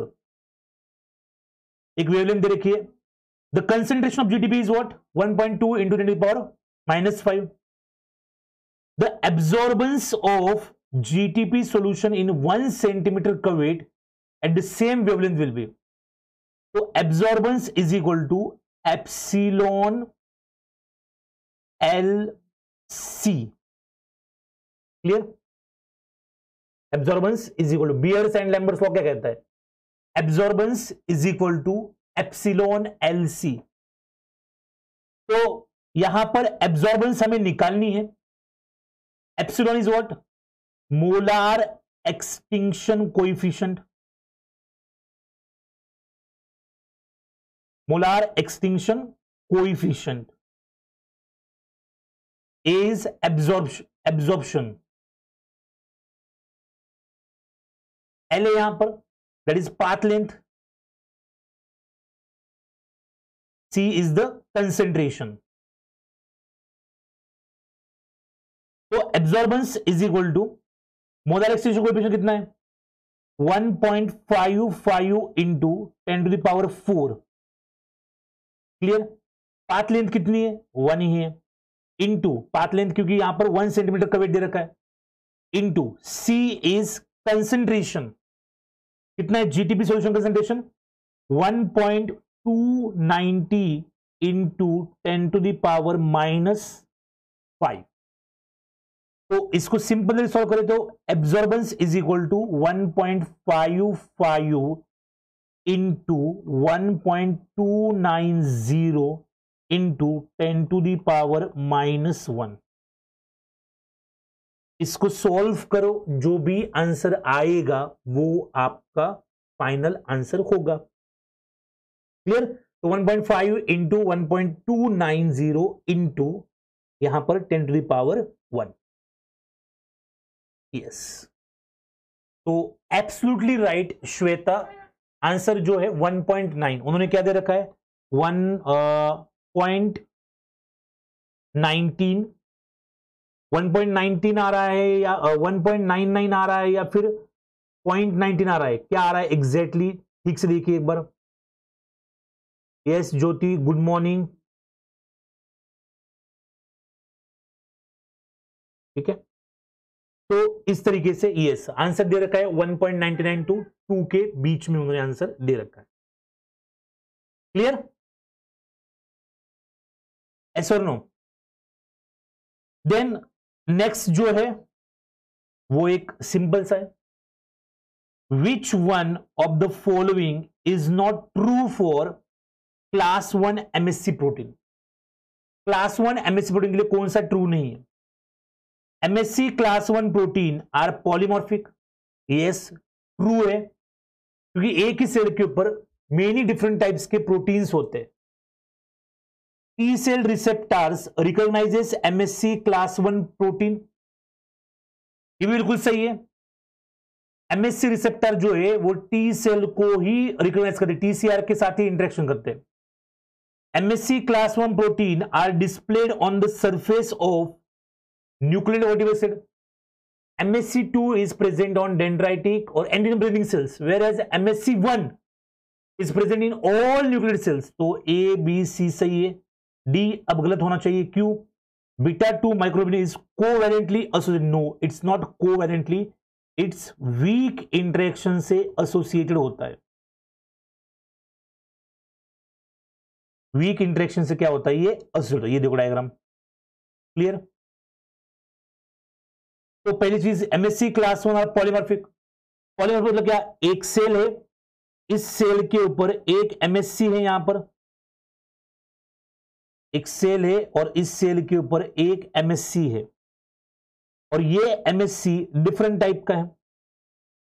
तो this is MSc, और ये MSc जो है वो डिफरेंट टाइप की एमएससी, मतलब एक ही सेल के ऊपर ये एक अलग एमएससी है, ये एक अलग एमएससी है, तो इसको हम क्या कहते हैं? Polymorphic MSc. ये एक अलग टाइप का एमएससी है, डिफरेंट टाइप्स के, तो ये बिल्कुल सही है। T cell receptor recognizes MSC class 1। MSC class 1 को भी करते हैं, क्लास 2 भी करते हैं। दो टाइप की टी सेल होती है, एक CD4 वाली टी सेल हो तो वो MHC2 को रिकॉग्नाइज करती है, अगर CD8 वाली टी सेल हो तो MHC1 को रिकॉग्नाइज करती है। MSC class 1 proteins are displayed on the surface of all nuclear, ये तो बिल्कुल सही बात है। MSC2 जो होते हैं वो सिर्फ एंटीजन प्रेजेंटिंग सेल्स के ऊपर होते हैं। बीटा 2 माइक्रोग्लोबुलिन, ये देखो ना यहां पर कोवैलेंटली अटैच नहीं है, वीक इंटरेक्शन से अटैच है, कोवैलेंट नहीं है, वीक इंटरेक्शन है, तो D is wrong. Clear? Then question number 30 again, और एक कैलकुलेशन यहां पर। In an enzyme catalyze reaction the initial reaction velocity is only 1/4 of its maximum velocity. जो initial velocity है, it is 1/4 of its maximum velocity if the substrate concentration is 3 into 10 to the power minus 3 millimolar, the value of Km in micromolar। यहां पर millimolar है और यहां पर क्या है? माइक्रोमोलार है। तो एक एंजाइम कैटलाइज रिएक्शन है जिसके अंदर इनिशियल वेलोसिटी जो है 1/4 ऑफ Vmax है, और सबसे कॉन्सेंट्रेशन कितना रखा है? 3 रखा है, 3 into 10 to the power minus 3 millimolar. The value of Km in micromolar will be, तो सिंपल सा फॉर्मूला लास्ट वाले इसमें भी आया था, V0 is equal to Vmax into S upon Km plus S, ये फॉर्मूला दे रखा है। लेकिन जो मैक्सिमम वेलोसिटी है इट इज मतलब velocity of the initial reaction is 1/4 of the Vmax, 1/4 of the maximum velocity. तो ऐसा करना पड़ेगा ना, V0 is equal to Vmax upon 4, क्योंकि वो 1/4 है Vmax इनिशियल वेलोसिटी। Vmax के क्या है? 1/4, Vmax अपॉन क्या आ जाएगा? 4। क्लियर? तो अगर इसको सॉल्व करें तो Vmax upon 4 is equal to यहां पर क्या आएगा? Vmax into S upon Km plus S। Clear? तो यहां से ये Vmax है, ये Vmax गया, ऐसा और नो, और फिर पीछे क्या बचता है? 4S इज इक्वल टू के एम प्लस एस। क्लियर? ये एस को इस साइड लेके जाओ, तो यहां पर प्लस था, वहां पर जाके क्या हो जाएगा माइनस, तो 3s इज इक्वल टू क्या रह जाएगा के एम। तो के एम इज इक्वल टू क्या हो जाएगा S 3s। K M is equal to 3 × 10⁻³ S की वैल्यू क्या है? एस की वैल्यू आपको देख रही है, सबस्ट्रेट कंसेंट्रेशन 3.0 × 10⁻³ मिलीमोलर। तो यहां पर आ गया, तो के एम इज इक्वल टू क्या हो जाएगा, तो यहां पर 9 × 10⁻³ मिलीमोलर। लेकिन आपको यहां पर आंसर किस में निकलना है? आपको आंसर निकलना है किसमें? माइक्रोमोलार में। और अगर आपको आंसर माइक्रोमोलार में निकलना है, तो कैसे मिलीमोलार को माइक्रोमोलार में कन्वर्ट करोगे? यस करो, अब इतना कन्वर्जन आप करो जल्दी से, बी क्विक। यस, तो यहां पर हमें क्या करना पड़ेगा, इसको अगर कन्वर्ट करना है तो यहां पर सिंपल से हमें इसको मल्टीप्लाई करना पड़ेगा 10⁻³ से, तब जाके किसमें कन्वर्ट होगा? माइक्रोमोलार। तो ये 3 से -3 गया, क्योंकि इसको मल्टीप्लाई करना पड़ेगा यहां से, तो पीछे के एम इज इक्वल टू कितना आएगा? सिर्फ 9, और वैल्यू किस में आएगी? माइक्रोमोलार में। वैल्यू मिलीमोलार में देखी थी, मिलीमोलार का आपको क्या करना था? माइक्रोमोलार करना था। तो 10⁻³ मिलीमोलार को अगर आपको माइक्रोमोलार में कन्वर्ट करना है, तो आपको क्या करना पड़ेगा? इंटू 10⁻³ करना पड़ेगा, यानी कि 1 मिलीमोलार इज इक्वल टू 10⁻³ माइक्रोमोलार। ऐसा सिंपल सा कैलकुलेशन आप कह सकते हैं। तो ये आपको मिली टू मोलार करना है, तो इसलिए हमारी इनिशियल वैल्यू 3 × 3 9 आया था, 9 × 10⁻³ आया था, तो इस मिलीमोलर में आया था। लेकिन हमें मिलीमोलर में चाहिए, हमें माइक्रोमोलर में चाहिए, और माइक्रोमोलर में लाने के लिए हमने 10⁻³ कर दिया। तो ये 3 और ये -3 ये चले गए, पीछे बचता है 9 माइक्रोमोलर।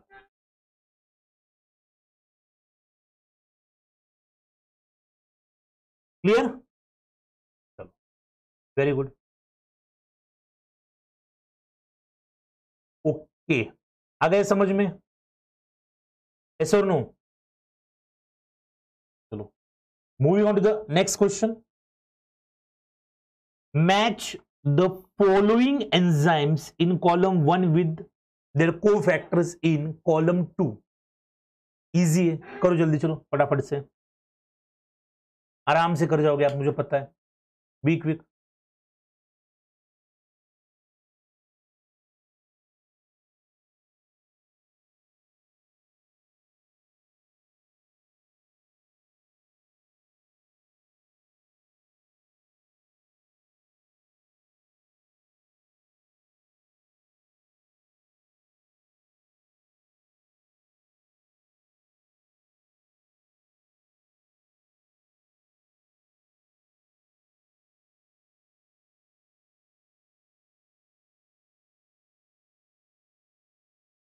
जोड़ो, जितना हमने डिस्कशन किया था वही से जोड़ो इसको। यस, आंसर कुछ लोग कह रहे सी होगा, ओके, निकुंज भी कह रहे सी होगा, देखते हैं। Yes, be quick. अभी तो देखा ना, ग्लूकोज 6 फॉस्फेट डिहाइड्रोजनेज एनएडीपीएच को बना रहा है, तो किसको यूज करेगा उसको बनाने के लिए? उसको बनाने के लिए यूज करेगा किसको? एनएडी को। तो एस का 2 होना चाहिए, एस का 2 यहां पर नहीं तो ऑप्शन गया, यहां पर है, यहां पर है, तो ये ऑप्शन गया। सी आंसर तो हो ही नहीं सकता। Clear? Then glyceraldehyde 3 phosphate dehydrogenase, इसके लिए एनएडी प्लस यूज हो सकता है, तो क्यू का होना चाहिए 3, क्यू का 3 यहां पर है, क्यू का 3 यहां पर नहीं, क्यू का 1 है, तो गया। Option is second.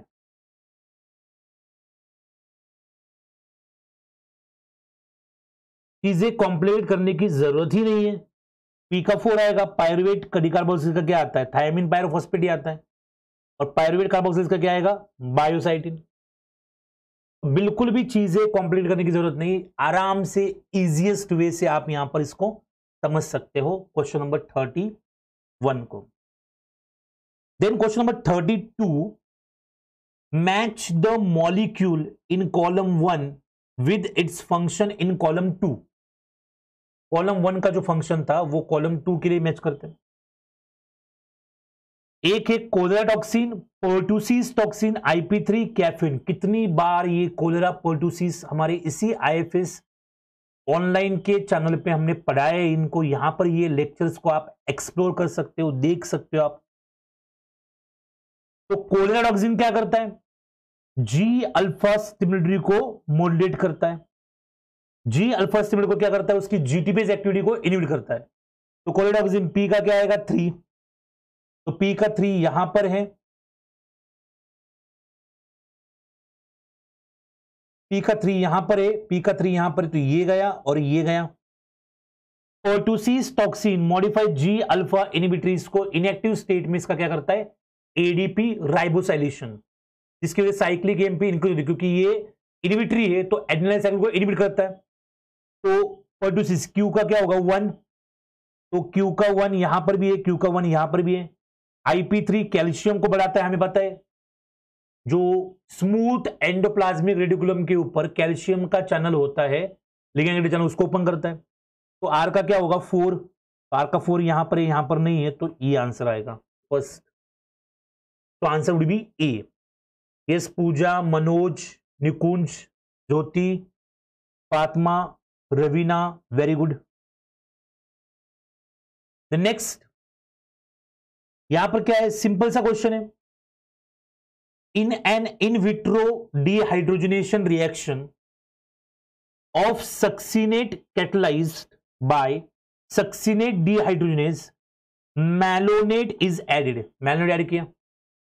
Which one of the following curve represents the effect of malonate on the catalysis of succinate dehydrogenase? तो as we know succinate dehydrogenase जो है वो क्रेब साइकिल का एंजाइम है।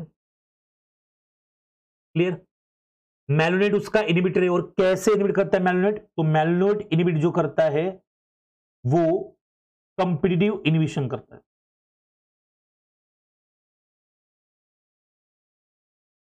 और कंपिटिटिव इनहिबिशन करता है, तो कंपिटिटिव इनहिबिशन के अंदर जो हमारा Km है वो Km चेंज होता है और Vmax जो होती है वो Vmax कांस्टेंट रहती है। तो यहां पर आप देख सकते हो ये 1/s है और 1/v है। तो पहले ये ग्राफ था यहां पर, अब इनहिबिटर डालने के बाद ये थोड़ा सा 0 तक बढ़ा, यहां पर 0 होगा ना तो उसकी तरफ बढ़ रहा है। यहां से दूर तो आगे माइनस है ना, आगे माइनस है। अगर यहां से इस तरफ बढ़ रहा है तो ये वैल्यू यहां से यहां पर आ गई, इसका मतलब Km क्या हो रहा है? इंक्रीज हो रहा है। और फिर यहां पर इस पॉइंट पे दोनों क्या हो जाएंगे? मर्ज हो जाएंगे। और दूसरी चीज थोड़ा स्टिफ हो रहा है ग्राफ। ये देखो ना, यहां से ये जो है पहले यहां तक आया था तो इतना एंगल बना था, यहां से इतना ये बना था। अब यहां पर अगर देखोगे तो ये यहां से सिर्फ इतना ही, तो और स्टिफ हो रहा है। तो ऐसा तो इसी केस में होगा ना जब कंप्लीट इनहिबिशन होगा। तो क्लियर? तो यहां पर Km जो है वो इंक्रीज होगा। ओके ठीक है, रेड गलती से यूज हो गया। ये व्हाइट था डायग्राम, इसकी वजह से उसके ऊपर रेड यूज करने जा रहा था, कोई दिक्कत नहीं। Then 34, cardiotonic steroids have ability to strengthen heart muscle contraction due to the fact that these steroids, जो कार्डियोटोनिक स्टेरॉइड्स होते हैं, they have ability to strengthen the heart muscle contraction due to the fact that these steroids inhibit K dependent dephosphorylation of sodium potassium ATPase, activates Na plus K plus ATPase, increase the uptake of Na+ by activation of sodium calcium exchanger, increases uptake of calcium by activation of sodium calcium exchanger। ये देखो simple सा diagram है यहां पर। Sodium potassium binding जो है वो यहां पर हम दिखा रहे हैं। तो इस साइड से यहां पर पोटेशियम बाइंड हो रहा है, इस साइड से सोडियम बाइंड हो रहा है, सोडियम पोटेशियम पंप है। और ये ओवेबेन है, कार्डियक ग्लाइकोसाइड्स भी कहते हैं इनको ना। तो कार्डियोनिक स्टेरॉइड जो है ये यहां पर बाइंड करते हैं, इस साइड पे बाइंड करते हैं। तो क्या होता है, अंदर से 3 Na बाइंड होते हैं और बाहर आते हैं। अब K+ यहां से बाइंड होंगे और वो अंदर जाना स्टार्ट करेंगे। हमें पता है ना, 3 सोडियम बाहर आते हैं और 2 पोटेशियम अंदर आते हैं। यही है जो ग्रेडियंट को मेंटेन करके रखता है। इसकी वजह से सोडियम ज्यादा होते हैं बाहर सेल के और पोटेशियम जो है सेल के अंदर ज्यादा होते हैं। तो यही रीजन है, यही पंप काम करता है, सोडियम पोटेशियम पंप। इसको बाइंड करते हैं कुछ ओवेबेन है डिजिटली से, जो इसको जो है इनहिबिट कर सकते हैं। क्लियर? तो कार्डियक स्टेरॉइड जो है वो क्या करेंगे, इनहिबिट के डिपेंडेंट डीफॉस्फोरेशन ऑफ Na। मतलब क्या कि सोडियम यहां से तो बाहर आ गए, अब ये यहां पर बाइंड हो गए, तो ये K+ जो है वो अंदर नहीं जा सकता, और अंदर नहीं गया तो यहां से डीफॉस्फोरेशन नहीं होगा। तो ये तभी काम करता है जब एटीपी का हाइड्रोलिसिस होता है और एटीपी का फॉस्फेट ग्रुप जो है वो इसके ऊपर ट्रांसफर किया जाता है, इस डोमेन के ऊपर, अंदर वाले डोमेन के ऊपर। क्लियर? और इसमें हमने पढ़ा था सेल बायोलॉजी के अंदर, जो हमारे फ्री लाइव क्लासेस थे उसमें पढ़ा था, कोई एक हिस्टिडीन रेसिड्यू होता है उसके ऊपर कंजर्व्ड होता है, उसके ऊपर यहां पर क्या होता है, फॉस्फोराइलेशन होता है। तो yes, answer A is the correct answer. Then next and last question of our session, तो बताइए जल्दी से इसका करेक्ट आंसर क्या होगा। A newly isolated circular plasmid gave 2 bands of 3.2 and 3 kb on digestion with EcoR1 and 2 bands of 5 kb and 1.2 kb on digestion with BAM-H1। एक आपके पास circular plasmid है, अगर EcoR1 से कट करते, EcoR1 से 3.2 का एंड 3 के 2 बैंड मिलते हैं। अगर आप BAM-H1 से कट लगाते हो, BAM-H1 से, तो एक बैंड मिलता है 5 kb का और एक मिलता है 1.2 kb का। Double digestion with EcoR1 and BAM-H1, दोनों से डाइजेस्ट किया, BAM-H1 से भी किया और EcoR1 से किया। yielded 4 bands of 2.6 kb, 2.4 kb, 0.8 kb and 0.4 kb। तो 2.6 kb, 2.4 kb, 0.8 kb, 0.4 kb, ऐसे 4 बैंड से digestion with SAL1 lead to disruption of ampicillin resistant gene cascade। The correct restriction map is, इसका करेक्ट रेस्ट्रिक्शन मैप जो है वो कौन सा होगा। यस, बताओ जल्दी। Digestion with SAL1 leads to disruption of ampicillin resistant gene, the correct cassette, ये 4 डायग्राम है, इसमें से कौन सा करेक्ट होगा। इसमें बहुत सिंपल सा ट्रिक है, बहुत इजीएस्ट ट्रिक है जो आपको ढूंढनी है। आप तो बताइए जल्दी, चलो बी क्विक। बहुत सिंपल ट्रिक है, बी क्विक, बताइए। Yes,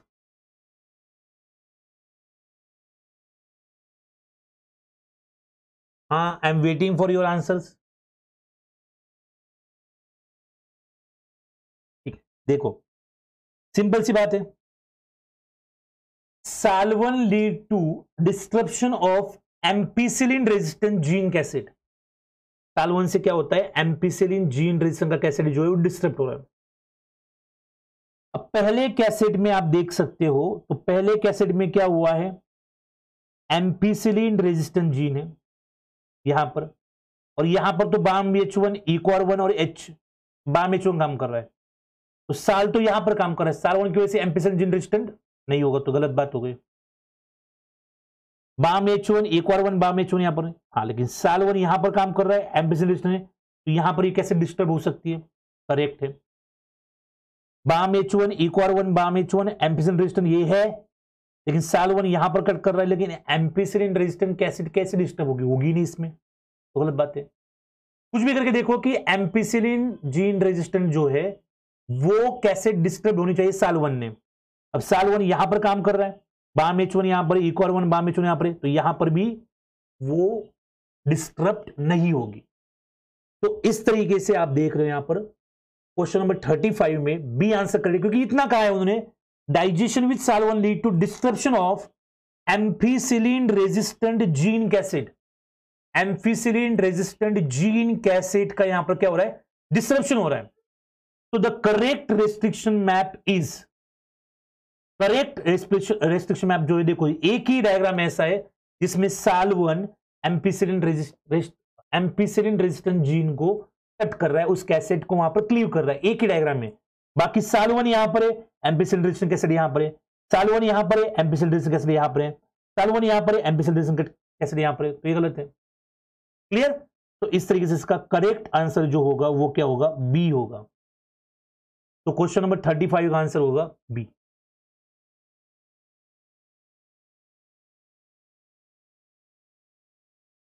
clear? तो 35 का आंसर जो होगा वो होगा बी।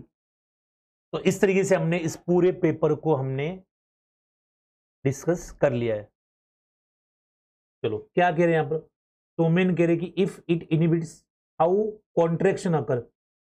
किस चीज का कॉन्ट्रैक्ट, कौन से क्वेश्चन की बात कर रहे हो सोमेन? Na+K+ATPs की बात कर रहे हो क्या?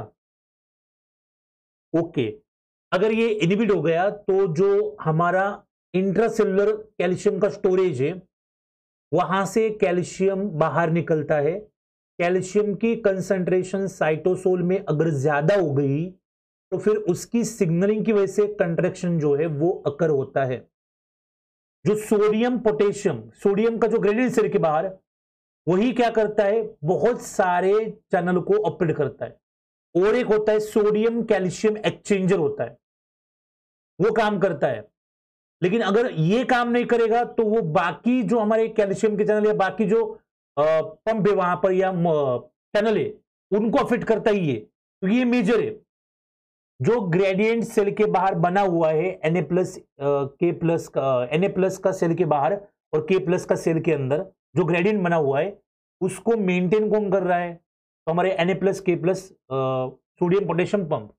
अगर उसको इनहिबिट कर दिया सोडियम पोटेशियम पंप को तो फिर वो ग्रेडियंट नहीं बन पाएगा, और उस ग्रेडियंट के ऊपर जितनी भी चीजें डिपेंडेंट थी वो सारी चीजें जो है वो अब काम नहीं करेगी। आप एक सिंपल सा काम करिए, यहां पर जो हमारा मेरा सेल बायोलॉजी का जो सीरीज है उसमें ट्रांसपोर्ट का लेक्चर देखिए आप। उस ट्रांसपोर्ट के लेक्चर में मैंने सोडियम पोटेशियम पंप को बहुत अच्छे से एक्सप्लेन किया है, और वहां पर ये मैकेनिज्म एक्सप्लेन किया है बहुत डिटेल में कि कैसे कार्डियक ग्लाइकोसाइड जो है वो वहां पर दिए जाते हैं, उनका ट्रीटमेंट कैसे होता है, कैसे यूज करते, वो सारा मैकेनिज्म मैंने आपको वहां पर अच्छे से एक्सप्लेन किया है। तो उस लेक्चर को आप एक बार इसी चैनल के ऊपर जाके एक्सप्लोर करिए, तो आप वहां से डिटेल में समझ में आएगा। क्लियर हो गया? Clear, okay, very good. लेखनी अग्रवाल, कौन सा क्वेश्चन करना है फिर से? श्वेता कह रही स्ट्रक्चर बना के बताइए। ठीक है, बता दे, कोई दिक्कत नहीं। वेलकम डिजिटलिस, ओके ओके, ठीक है। चलो इसका स्ट्रक्चर बना के बताना है। तो इसमें क्या डिफिकल्ट है, ये देखो ऐसा है। तो सपोज ये हमारा यहां पर ऐसा, ये सेकंड बी है। क्लियर? जब मैं सिर्फ पहले दोनों ट्रीटमेंट दिए, ई को R1 दिया है और मैंने कौन सा दिया है, बाम H1 भी दिया है, दोनों दिए हैं। ठीक है, अब क्या कर दिया, सबसे पहले मैंने ECOR से ट्रीट किया, मतलब दोनों दिए।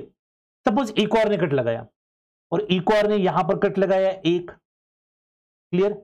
और ECOR1 की यहां पर एक साइट है तो यहां पर एक कट लगा। अब ECOR क्या करता है, एक 3.2 का और एक 3 KB का, तो एक बना ये वाला हमारा 3.2 KB का और एक बना हमारा 3 KB का। अगर आपको चाहिए तो मैं यहां पर ऐसे देता हूं, एक 3 KB का बना और एक हमारा 3.2 KB का बना। क्लियर? अब उसके बाद बाम H1 जो है उसका ट्रीटमेंट, मतलब वही दोनों भी है। सपोज पहले ECOR1 से कट लग गया, अब बाम H1 से कट लग गया। अब बाम H1 जो है एक कट यहां पर लगा रहा है, तो एक कट बाम H1 का यहां पर लग गया, तो बाम H1 ने एक कट जो है यहां पर लगा दिया। क्लियर? अब और एक कट जो है बाम H1 यहां पर लगा रहा है। बाम H1 जो है एक कट जो है यहां पर लगा रहा है। क्लियर? तो अब आप देखिए यहां पर अगर एक कट मिल रहा है तो 3 में से अगर आप यहां पर मतलब ये है तो यहां पर मान लो कि ये 0.4 का है। क्लियर? 0.4 का है तो 3 में से 0.4 गए तो पीछे कितने का बचा? 2.6 का बचा। और ये मानो 3.2 का है तो यहां पर एक अगर 0.8 का माने और एक जो है 3.2 से 0.8 गए तो ये कितना हो जाएगा हमारा? 2.6 सॉरी 2.4 प्लस 0.8 कितना होता है? 3.2 होता है ना। एक्चुअली इसको वाइस वर्सा करना चाहिए तो ज्यादा बेटर होगा। समझ गए? तो इतने सिंपल तरीके से आप इसको सॉल्व कर सकते हैं। यस श्वेता, तो स्ट्रक्चर बना के बताया यहां पर अच्छे से। Yes, welcome science and technology. Okay, हाँ मैं उसी की बात कर रहा था, सोमेन को भी वही बता रहा था। नहीं, उसके बारे में तो देखना पड़ेगा एक बार कि किस टाइप के क्वेश्चन है। एक बार आप प्रीवियस ईयर के क्वेश्चंस को देखिए तो आपको और क्लियर आइडिया आ जाएगा। क्लियर? चलो ठीक है, फिर आज के सेशन में हम इतना ही करते, बाकी जो है नेक्स्ट सेशन में बायोकेमिस्ट्री क्वेश्चन जो है हम वो डिस्कस करेंगे। तो you guys are most welcome and thank you so much.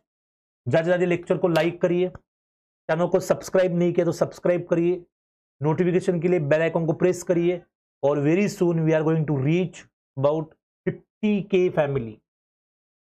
तो जल्दी से जल्दी फटाफट से सब्सक्राइब करो और लाइक करो, वीडियो के लिंक को शेयर करो और मैक्सिमम क्वेश्चंस की प्रैक्टिस की करने की कोशिश करो। चलो thank you so much guys, you are most welcome one and everyone. Thank you.